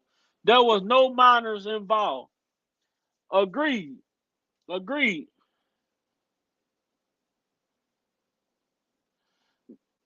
Netta B, what's up? Alazar say, but now Sparkle busted out, and now that surviving lives is now based on a lie on life support. Jennifer exposed it. Roshana caught in so many different lies, man. So many lies that don't go. DS, what's up? What's up? What's up? So they asked her about the necklace. She said that, but hold on now. But yeah, I was saying this earlier. Now she said that Kelly sexual assaulted her from the age of 15 all the way up to the age of 18. But you mean to tell me that video came out there. You supposed to be 14 on the video, and y'all saying the only car you could thought about getting was a PT Cruiser when y'all extorted R.Kelly. So you and your family extorting R.Kelly, and all you could think about was a PT Cruiser. Now, come on now. It's just better choices you can make in life than that. This is R.Kelly. I need a goddamn Benz. I need a BMW. I might even need a Land Rover. I might need a Range Rover. I might need a Benz wagon. You know what I'm saying? You gonna have to, if you want me to keep silent, you gonna have to, man, look. You think goddamn McDavid and Barry Hankerson and Susan Loggins and Demetri was stealing money. You want me to be quiet? That shit gonna cost you a couple million. If I'm on the tape, exactly, Alizar. Exactly. You know what I'm saying? They say, Avenatti say on the tape, you can repeatedly hear the person referring to the woman privacy as 14-year-old PUSSY. They say you can hear the person study referring to the PUSSY as being 14. So, you know what I'm saying? Right, Lil Mo? I want a Hummer. Good morning, Sydney. And see, now if you saying that there was you on the tape and he paid you the money in the beginning of the video so that it would look like prostitution, but you know it was you on the tape and the tape got leaked. Now he wants you to pay for, he wants your silence and to not identify yourself on the tape, but you gonna get a fucking PT Cruiser? Oh, nah, nigga, you would have had to have me a house built up from the ground, paid for. You know what I'm saying? Ain't no way you supposed to be homeless out here if this, in fact, was you on this tape. Why was RL supposedly putting money on Kel's book? Was that a setup? I don't understand that shit. But why is you putting money on his books and your ass homeless? I don't understand that. You ain't even got a fucking house to stay in. Why was you putting money on somebody's books? You ain't got nowhere to lay your damn head. But then, not only putting money on the books, they say she called him leading up to the Surviving R. Kelly docuseries and she texted him or something and said that she loved him and be aware of the devils or some shit like that, she said.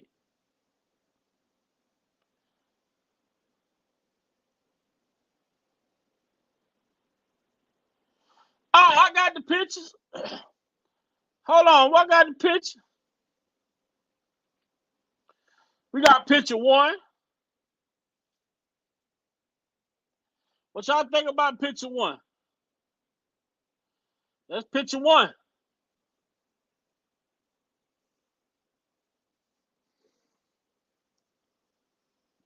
So many differences. The skin complexion is different. The mouth feature is different. The eye structure is different. The nose is more pointed. The faces, one of the faces is flat. The other face is like pushed out.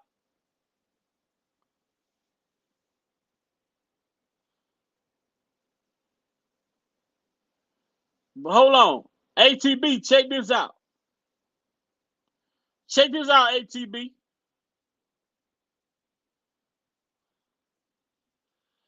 Oh my God. Look at the cheek line. Look at the cheek structure. Look at the teeth. Look at the facial structure. Look at the face structure. Look at the cheek structure.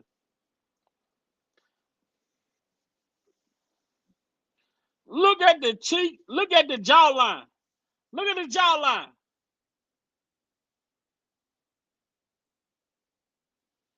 Look at the jawline. Ooh, look at the jaw. Look at the forehead.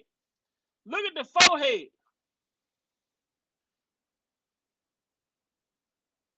Look at the forehead. No, that's Adelina Prado. Lil Mo. There's Sparkle homegirl, which is the Minnesota accuser, Adelina Prado. Look at the forehead. That look like a nice sized forehead to slap some meat on, right?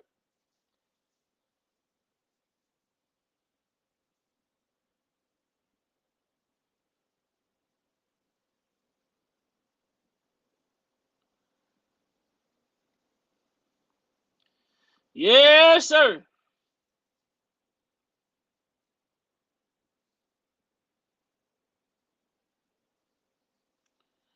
Yes, sir.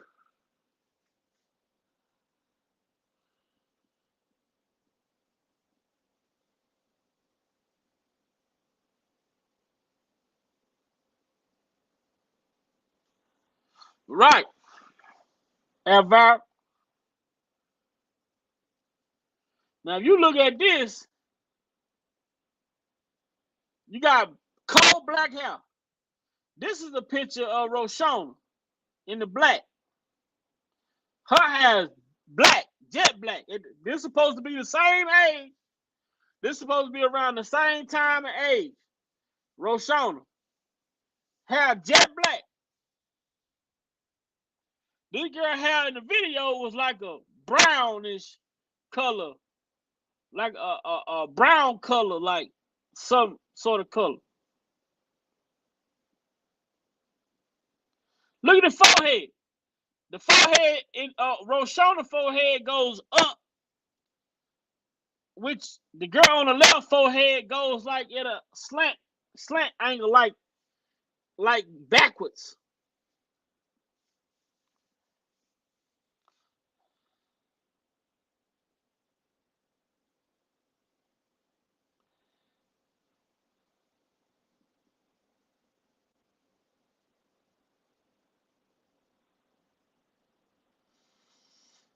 Hold on, I'm gonna try to get this shit bigger, man. Hold on, I'm gonna try to get this shit bigger for y'all.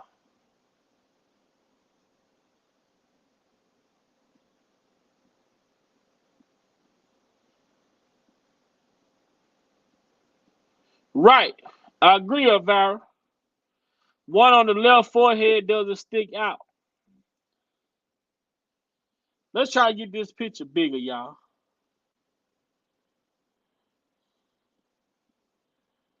Let's see.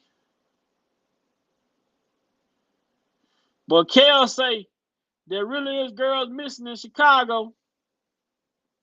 Hold on. But R.Kelly warned people. This is the real shit going on in Chicago right here. Shit that's really going on in Chicago.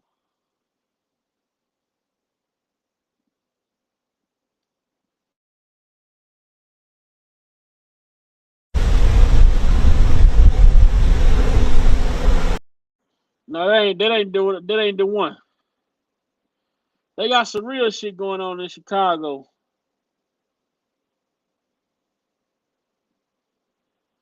Let me try to find it for y'all.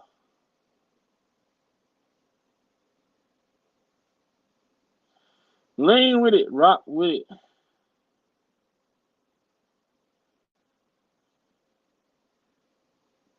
They got some real shit going on in Chicago. Oh, Jesus. Don't worry about it. See, this is what I'm saying. He don't know that he'll be back trying to go back in there. If he ain't hear none of this commotion or see none of this, he'll be back trying to go back in there. He got that motherfucker go. They don't know. Okay. Come on, man. Ah. What's up? She's handcuffed. She's handcuffed and chained to a wall. Here's a way to get in there. All that shit was just ordered up. So, I was walking down the street, and I hear somebody beating on the window. The man had put the girl inside the house. I called the police. He must have went through the basement. So I'm on 119th to Agustin. And we walking past and I hear the lady beating on the window. Stay tuned. Stay tuned. We finna find out what's going on. And she let dude ass get up out of here.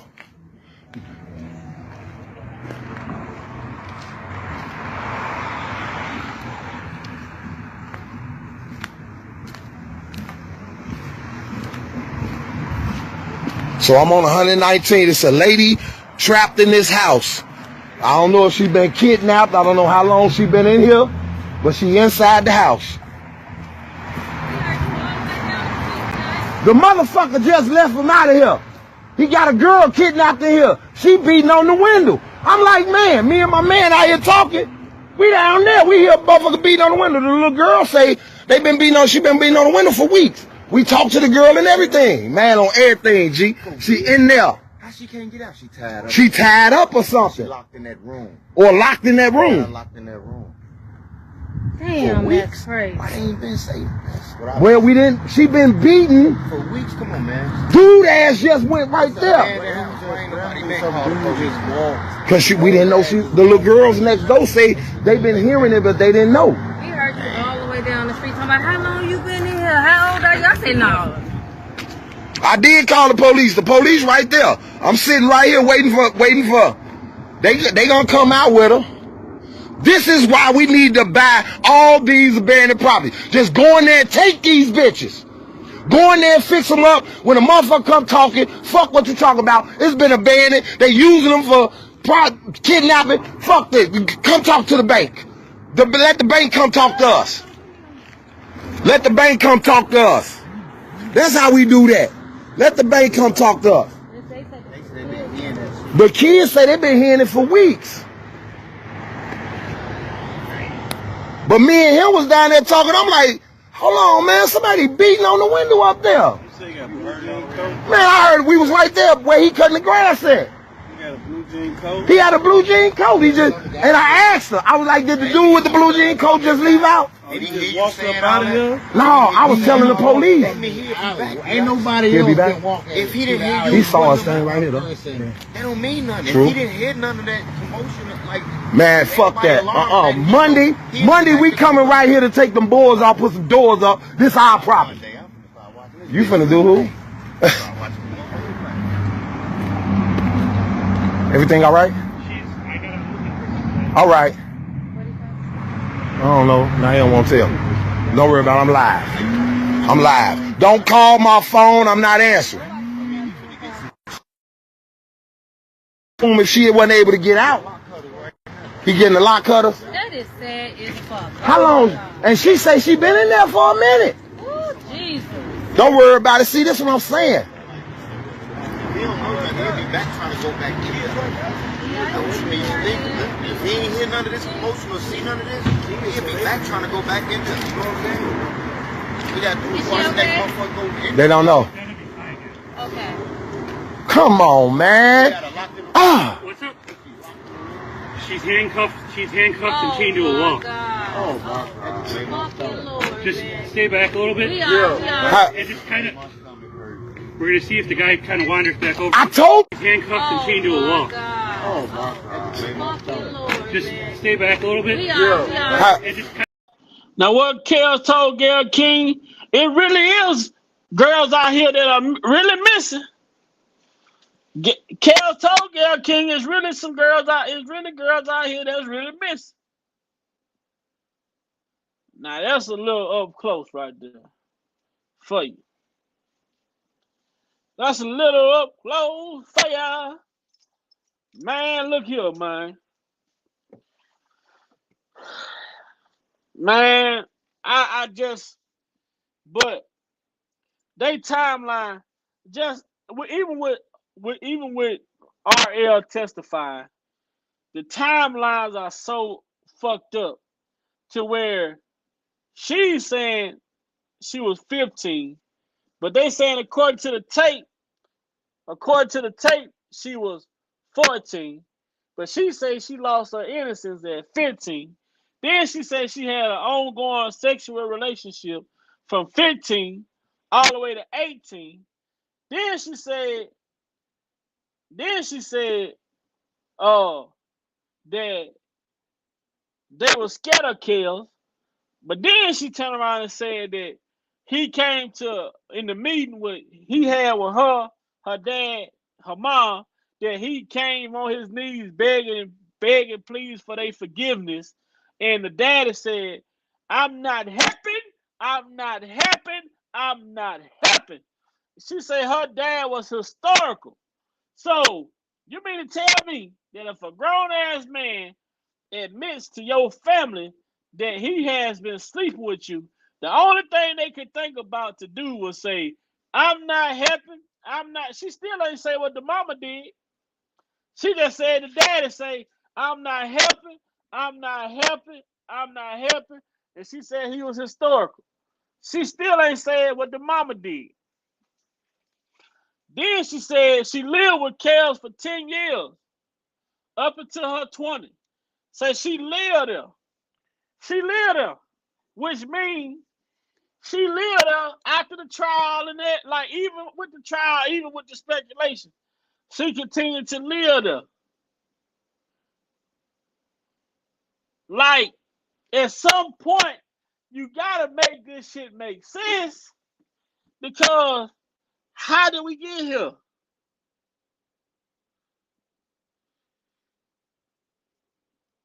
We gotta make it make sense.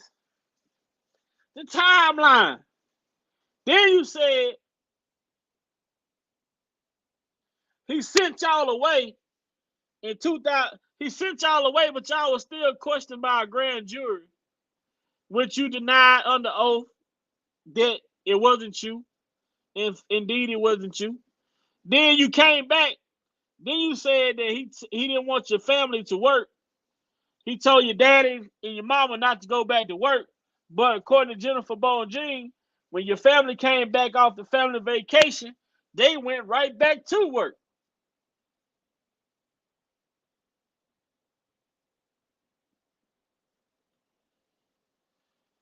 That's a good question. The daddy was still plucking the guitar. You know what I'm saying? Alizar say Roshana lying. Miss Gigi say she lived there with him, the ex, and their kids. She just was still after being. Now you heard what he said to Gail. He said, after my troubling past, with all the stuff in my he said all the stuff in my way back past. And y'all think I would still be out here? Y'all think I would be out here doing the same thing? As if y'all trying to say this man is just a damn fool, pretty much. So after that trial, I'm quite sure after the allegation came up with him supposed to been on the tape, I'm sure that he cut all ties with that, like as far as that coming over, visiting and things like that. He probably didn't. He probably didn't cut her off because he probably felt as though Sparkle was behind a lot of the shit. So he gave her the benefit of the doubt. And I think that's the whole problem. I think that's the issue. Kels gave her the benefit of the doubt because he knew that he wasn't on no tape with her. So Kels probably feeling like, well, this is some shit that Sparkle's trying to conjure up. I'm gonna believe. I'm gonna still look out for you. I'm gonna still try to help you when I can. You know what I'm saying? Kel just putting all on. He just thinking it's Sparkle, Sparkle, Sparkle. Whole time it's Sparkle and the goddamn Landfair family.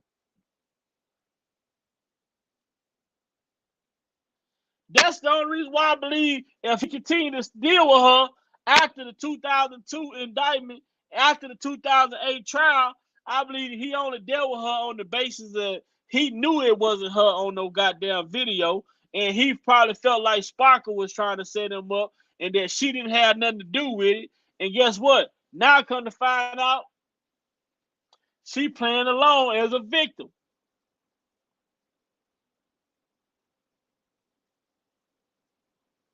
Make sure y'all hit that like button if you haven't already subscribed to the channel, because guess what? We trying to make this shit make sense because there's no logic in this shit. Robert beat his case. Bonjean is sending shockwaves throughout the Supreme Court for an emergency release. Man, I'm telling you, man, this shit shouldn't even been in no courtroom, man. This should have been in no court. The shit's so crazy. If she needed housing and she needed help, she could have went about this shit a whole nother way. She still had a cordial relationship with Kelly. She could have asked for help. You know what I'm saying? She could have asked for employment or anything. But this the way that she chose to go.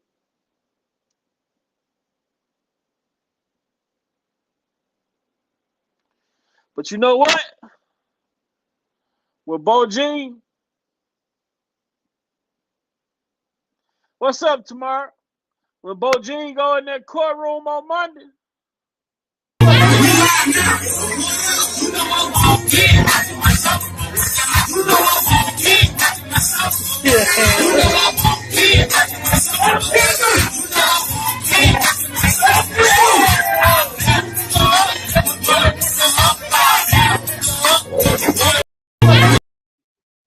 boy, Bo Jean walk in that courtroom on Monday, she gonna walk in working her shoulders. Yeah, she gonna walk in working her shoulders. Yeah, she gonna walk in working her shoulders.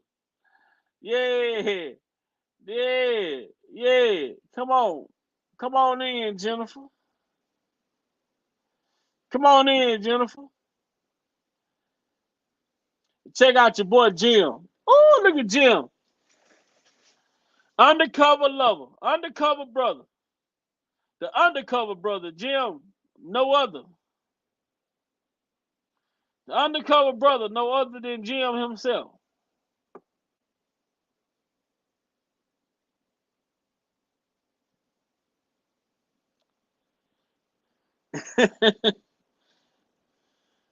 Yeah, she quiet. She better be. She better be. Drea quiet. It's alleged that the children. It's alleged that the children has turned on Drea. It's alleged that the children was put out of their villa. It's alleged that one of the children may be with child. I'm not. This all allegedly now. That's all allegedly. That comes. That. If y'all want to know more about that, y'all have to go over to Hollywood next pieces of the puzzle and make y'all own observation as far as that goes.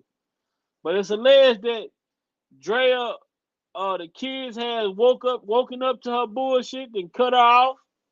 You know, she out here. Let me show y'all what she out here doing.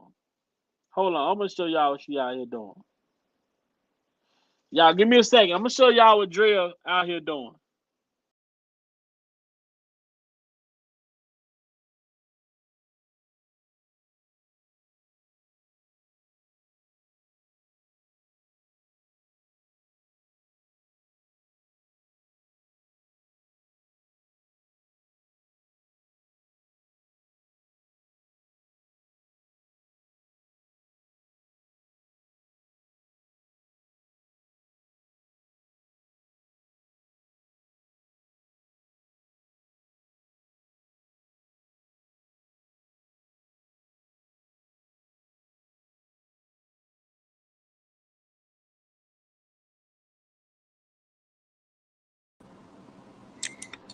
Sadly, this is what life has turned to for Drea Kelly. Sadly, this is what life has turned to. From R. Kelly, to trying to sell flat bellies. Hold on, I'm finna show y'all. Just be patient. From R. Kelly to selling flat bellies.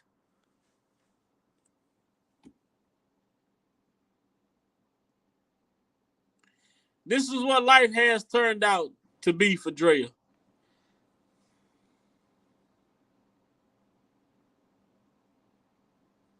This is what life has turned out for Drea. She got fitness for women over 40.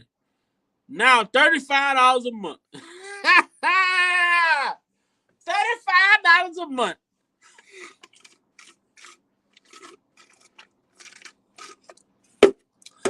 She taking AARP. She taking Aflac. She taking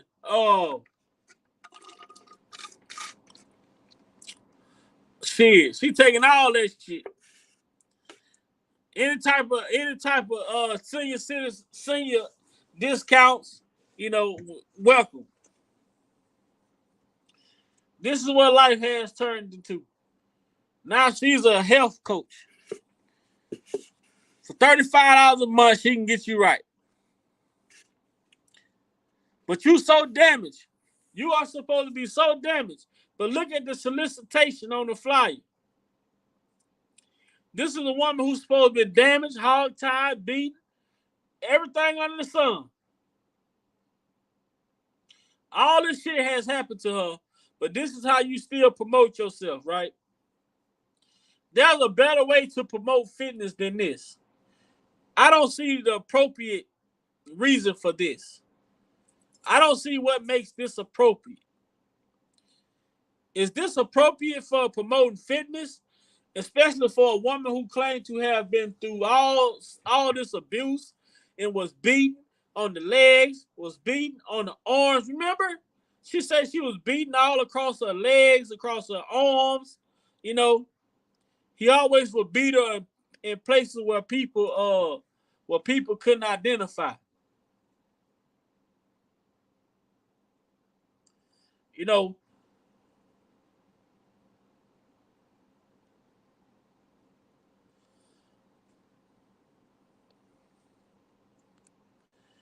So if y'all trying to get little, if y'all trying to get skinny, you know what I'm saying? Y'all need to be going if y'all trying to get skinny, y'all need to be trying to go pay that $35 and hook up with your girl. Because this is the only purpose I have in this world. Every time I speak, I want the truth to come out. And even if I get in trouble, you know what I'm saying? Ain't that what we're supposed to do? I'm not saying I'm going to rule the world or I'm going to change the world. But I guarantee that I will spark the brain that will change the world. Every time I speak, I want the truth to come out. And even if I get in trouble, you know what I'm saying? Ain't that what we're supposed to do? I'm not saying I'm going to rule the world or I'm going to change the world.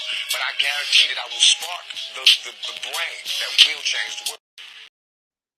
That's it. I just want to spark the brain that may change the world. But I want people to understand everything that come out of my mouth, I stand on it. I'm standing on everything that comes out of my mouth. And that's a fact.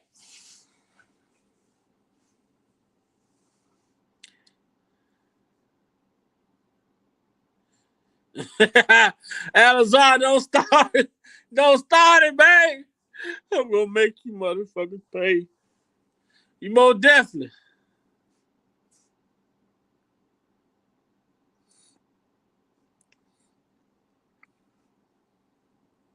I got one for y'all, boy.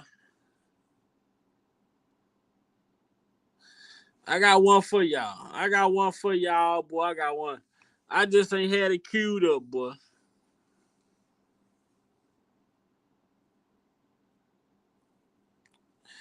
Y'all did this to my mama.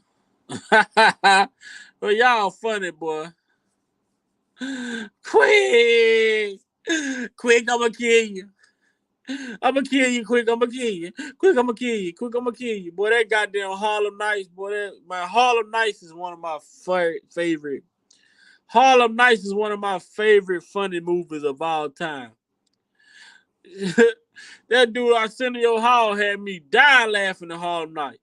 Check his post. Junior dead. The motherfucker. Quick, I'm gonna kill you. Quick. Well, they goddamn Harlem Nights, boy. I hope they will be able to.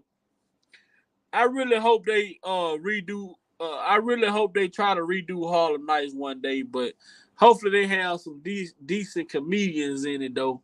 They got a lot of comedians out, but some of them is funny and some of them not so funny.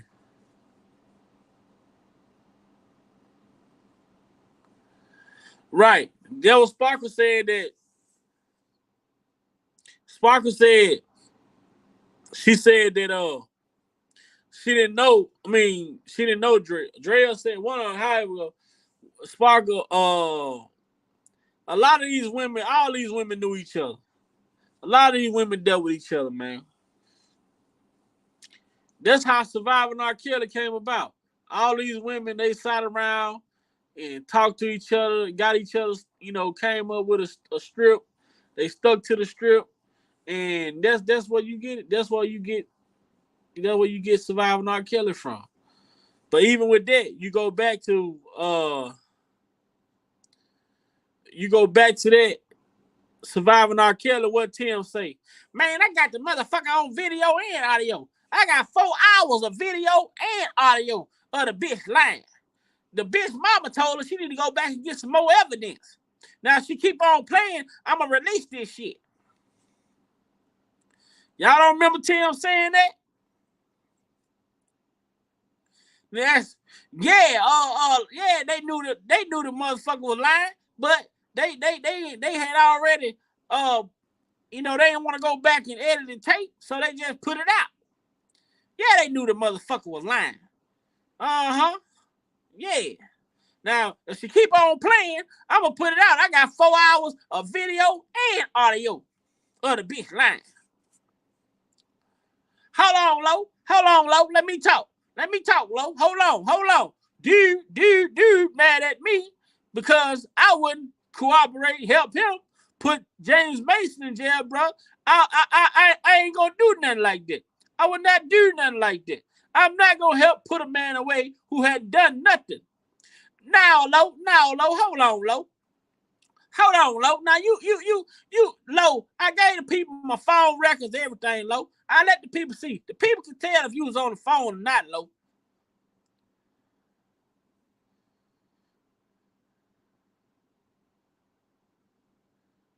$3, $4, $5 million, they done already spent. Right.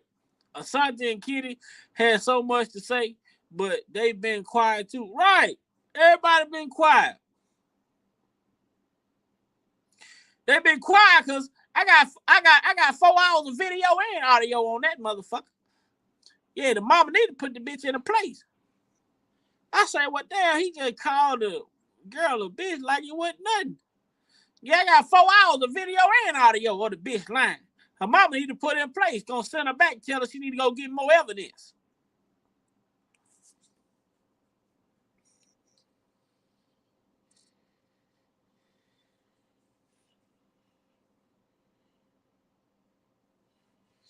Man, these motherfuckers crazy, man. The nigga say, no, Lo, hold on, Lo, let me talk. And he go Johnson and drunk ass. What about text message? What about text message and Lo? And what about text message? Y'all tell y'all daughter to seduce R.Kelly. What about text message? If you don't shut your slithering ass up and Johnson, drunk ass.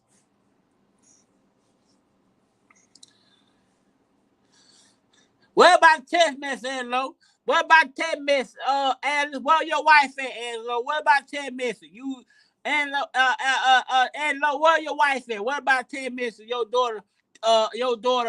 wife texting your daughter to seduce R.Kelly, Angelo. Boy, I said, what the fuck is wrong with Johnson and drunk ass coming in here? She'd have had one too many drinks. Oh my God.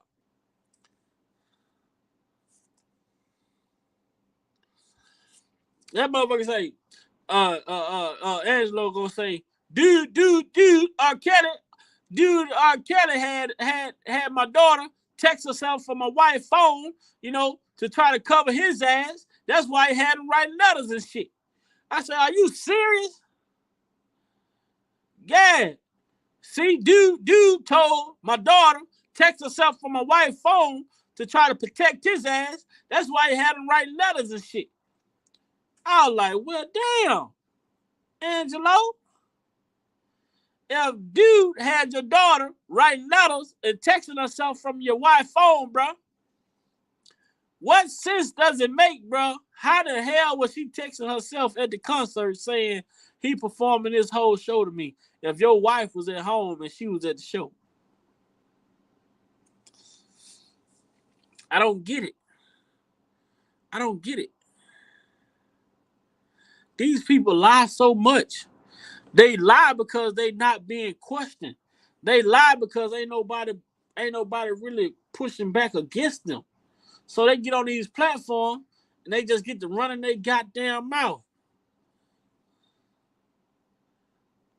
It's coming to an end. Yeah, the gig is up. The gig is up. Yep, he sure did. Jim Derogatis is in trouble with Jim Derogatis. He say, Jim Derogatis' words. He say, touching child porn, watching child porn, or showing child porn is admitting to a criminal, is admitting to a crime, a felony crime. He say touching child porn, watching child porn, or showing child porn is admitting to a federal crime. So he showed the tape to Sparkle. So what is that? He admitted to a felony crime. So what did they give him for him to not, he pled the fifth. So I wonder, did they give him immunity and everything? He still pled the fifth. Did they offer him immunity and everything, and he still pled the fifth? He still refused to testify even after being offered immunity? That lets you know he lying.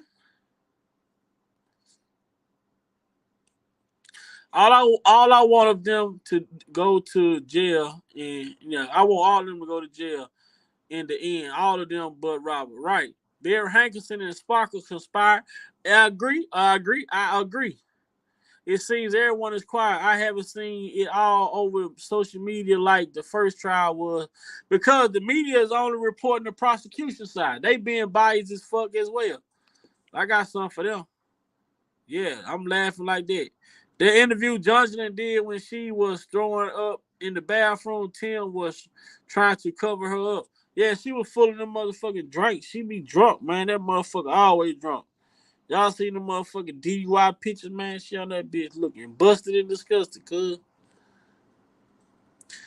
Dumb criminals need a serious right. America's dumbest conspirators. They got world dumbest criminals. They finna come out world dumbest conspirators. Sparkle is speaking on strips proclaiming innocence but guilty for all, right? Because if she Sparkle allegedly gave the tape up, yeah, she guilty. He say drinks and pills, right? Jocelyn be on them motherfucking Percocets. She better see Jocelyn better leave them pills alone, man. They got all this fentanyl out here. She better stop popping them Percocets and shit, man. She fuck around, get hold to the wrong pill. It gonna be over with. Then tell, goddamn, Lo, I lost my goddamn wife, man. I lost my wife, Lo. I lost my wife, Lo. I need some help, man. I lost my wife. And once you lose a savage, shit, it's over with, man. It's over with. Once you lose a savage, it's over. You better leave them pills alone, man. They making these pills in the house now.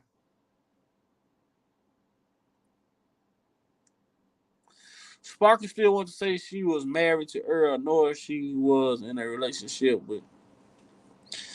Man, Sparkles is full of shit. And she better be careful what she say. She better walk light around this bitch, because her time is coming.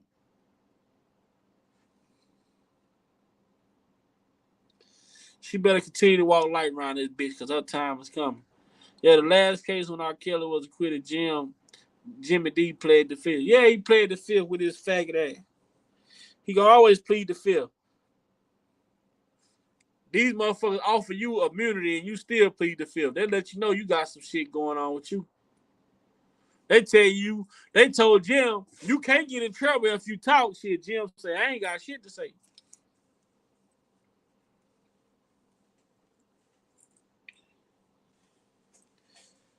Even after being offered immunity, Jim still didn't goddamn testify. He said, fuck that. I ain't got nothing to say. But I ain't gonna hold y'all long, man. You know I'm at work. Yesterday was my birthday. I ain't do too much. Feel the glow say Sparkle allegedly copied and passed around the tape. That's something she did not address in the video. She didn't say shit about the tape. She only addressed her niece line. Only thing she did not dismiss the claims that she the one gave the tape to Sparkle. I mean, she the one gave the tape to Jim Derogatis. But I want all of us to understand. I want all of us to understand now. Now it came out. What they say? What don't come out in the wash is gonna come out in the rinse. Now they said that Sparkles gave the tape to Jim. But how the fuck is that even possible for Sparkles to get a tape to Jim if Jim say he got the tape anonymously and he contacted Sparkle and asked if it was her niece? Make that shit make sense. Thank you, Alazar. Make that make sense. Now it came out in court that Sparkle was the one who had the tape and supposedly gave it to Jim, but Jim said he received the tape anonymously and he contacted Sparkle and asked Sparkle was it her niece. So making this shit make sense.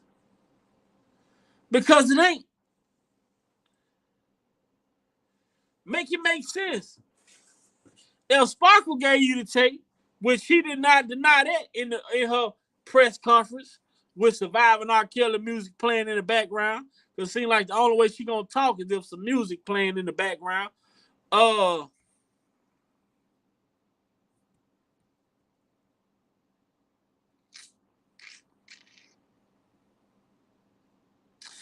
Damn, man. Look, y'all, boy, I'm talking about Sparkle and them ass so bad. But how the fuck? I'm just trying to understand how the hell did it's alleged that she's supposed to be had the tape. She's supposed to be gave to Jim. Jim say he received the tape anonymously. Then he watched the tape. Then he called Sparkle and asked her to identify if it was her niece. So who gave who the tape?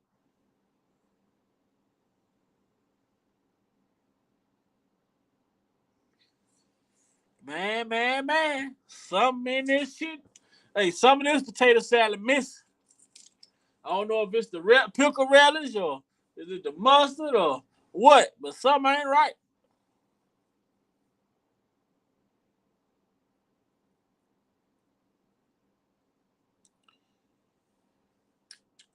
So, thanks to everybody for the birthday wishes.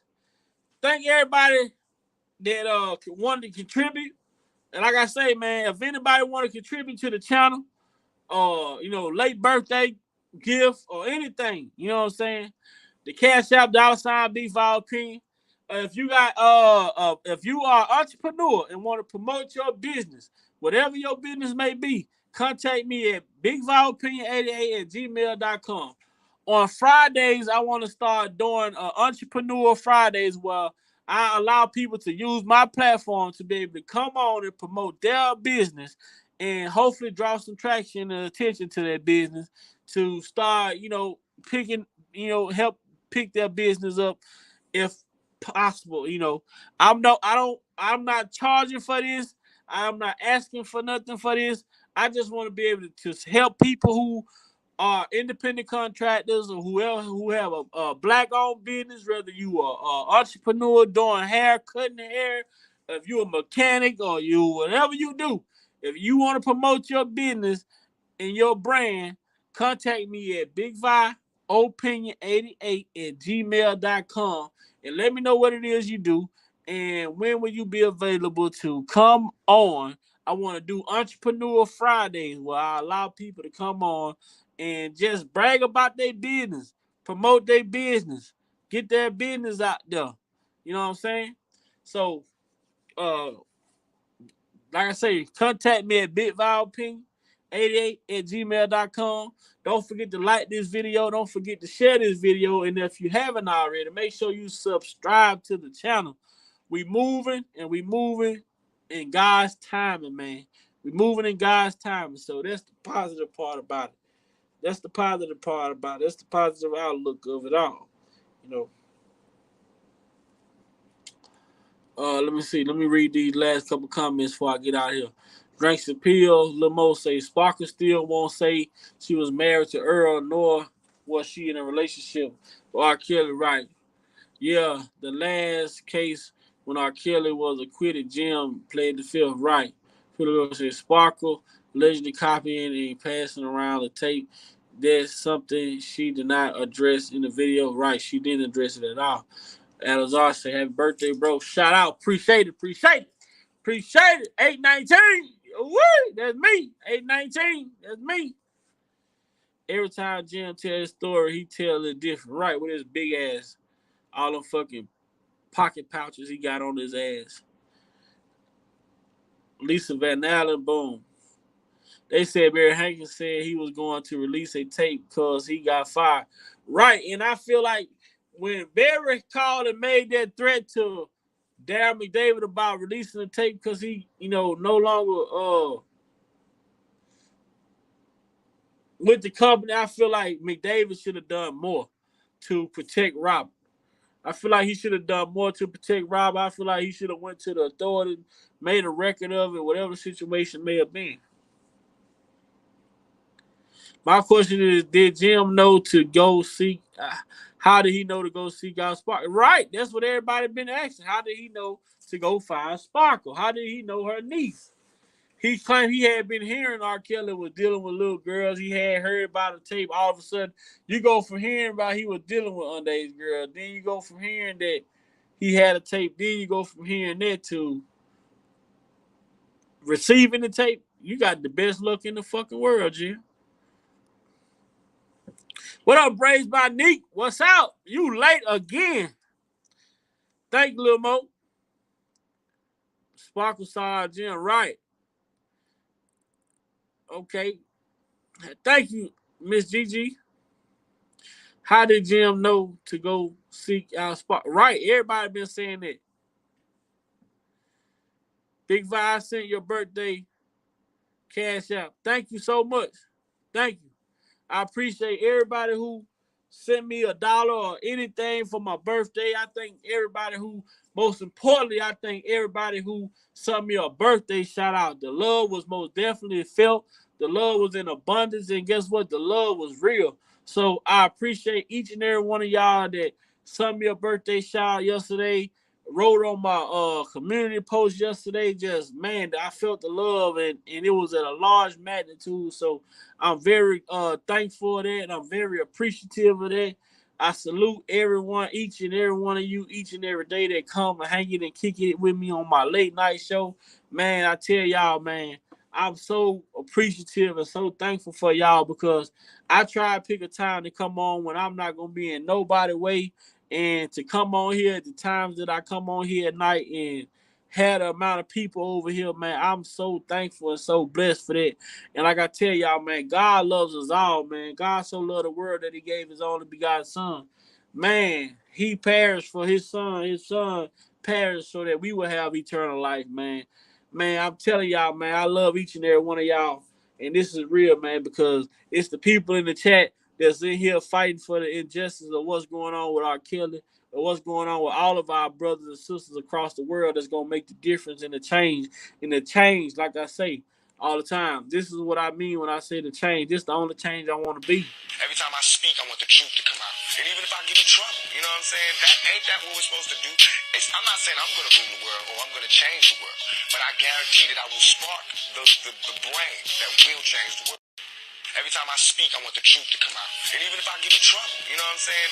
Ain't that what we're supposed to do? I'm not saying I'm going to rule the world or I'm going to change the world, but I guarantee that I will spark the brain that will change the world. Every time I speak, I want the truth to come out. Every time I speak, I want the truth to come out, man.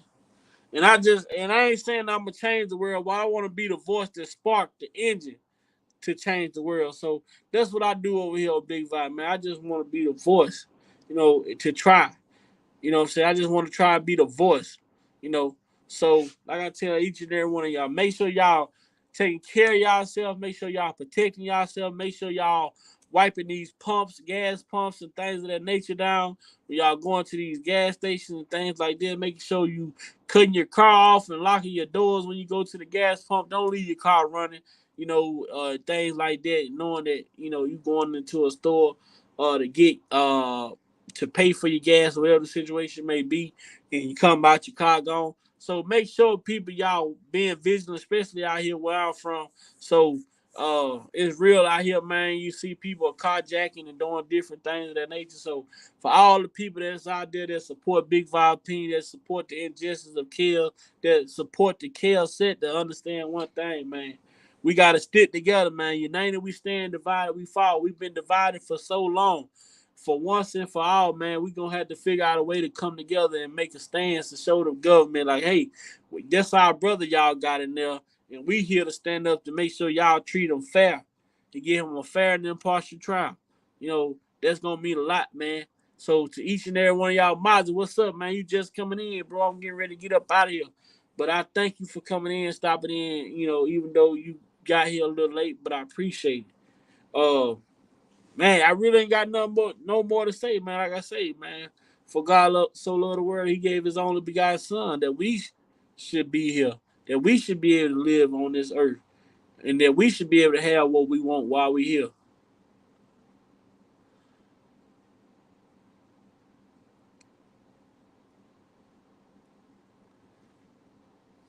Okay? So I will be celebrating my birthday today, since I had to work last night. So today is gonna be the official birthday celebration today. And guess what? I'm going to the Turkey Legs Dam up in the Big D, Dallas, Texas. Goddamn me! I'm going to the Turkey Leg Dam, and guess what, man? I'm gonna give me one of them stuffed turkey leg with probably some dirty Cajun rice or some jambalaya or something. I'm gonna give me one of them big old turkey leg stuff with something real good, and I'm gonna have a nice good bite to eat, and then I'm gonna go home and follow it by a nice little drink, and I'm gonna just sit back and chill and reflect and thank God for bringing me this far, and I hope that He continue to take me farther. That's it. That's all. Until next time. David, what's up, David? My bro, David, what's good, man? Appreciate it, man. Appreciate each and every one of y'all, man. But hey, David, man, email me, David. That's my email, bro. Email me right there, bigvileopinion88@gmail, man. Shoot me an email, David, man. Shoot me an email, man. Shoot me an email. Yeah, man. Thanks everybody for the birthday wishes, man. I felt the love, bro. I mean, I felt love for my family, but man, feeling the love, man. My YouTube family, man, y'all showed out. My YouTube family, y'all showed out. My YouTube family showed up and showed out, man, and I appreciate it, man. I woke up, man. I had so many notifications on my phone, man. I'm like, you know what? I'm gonna have to do it.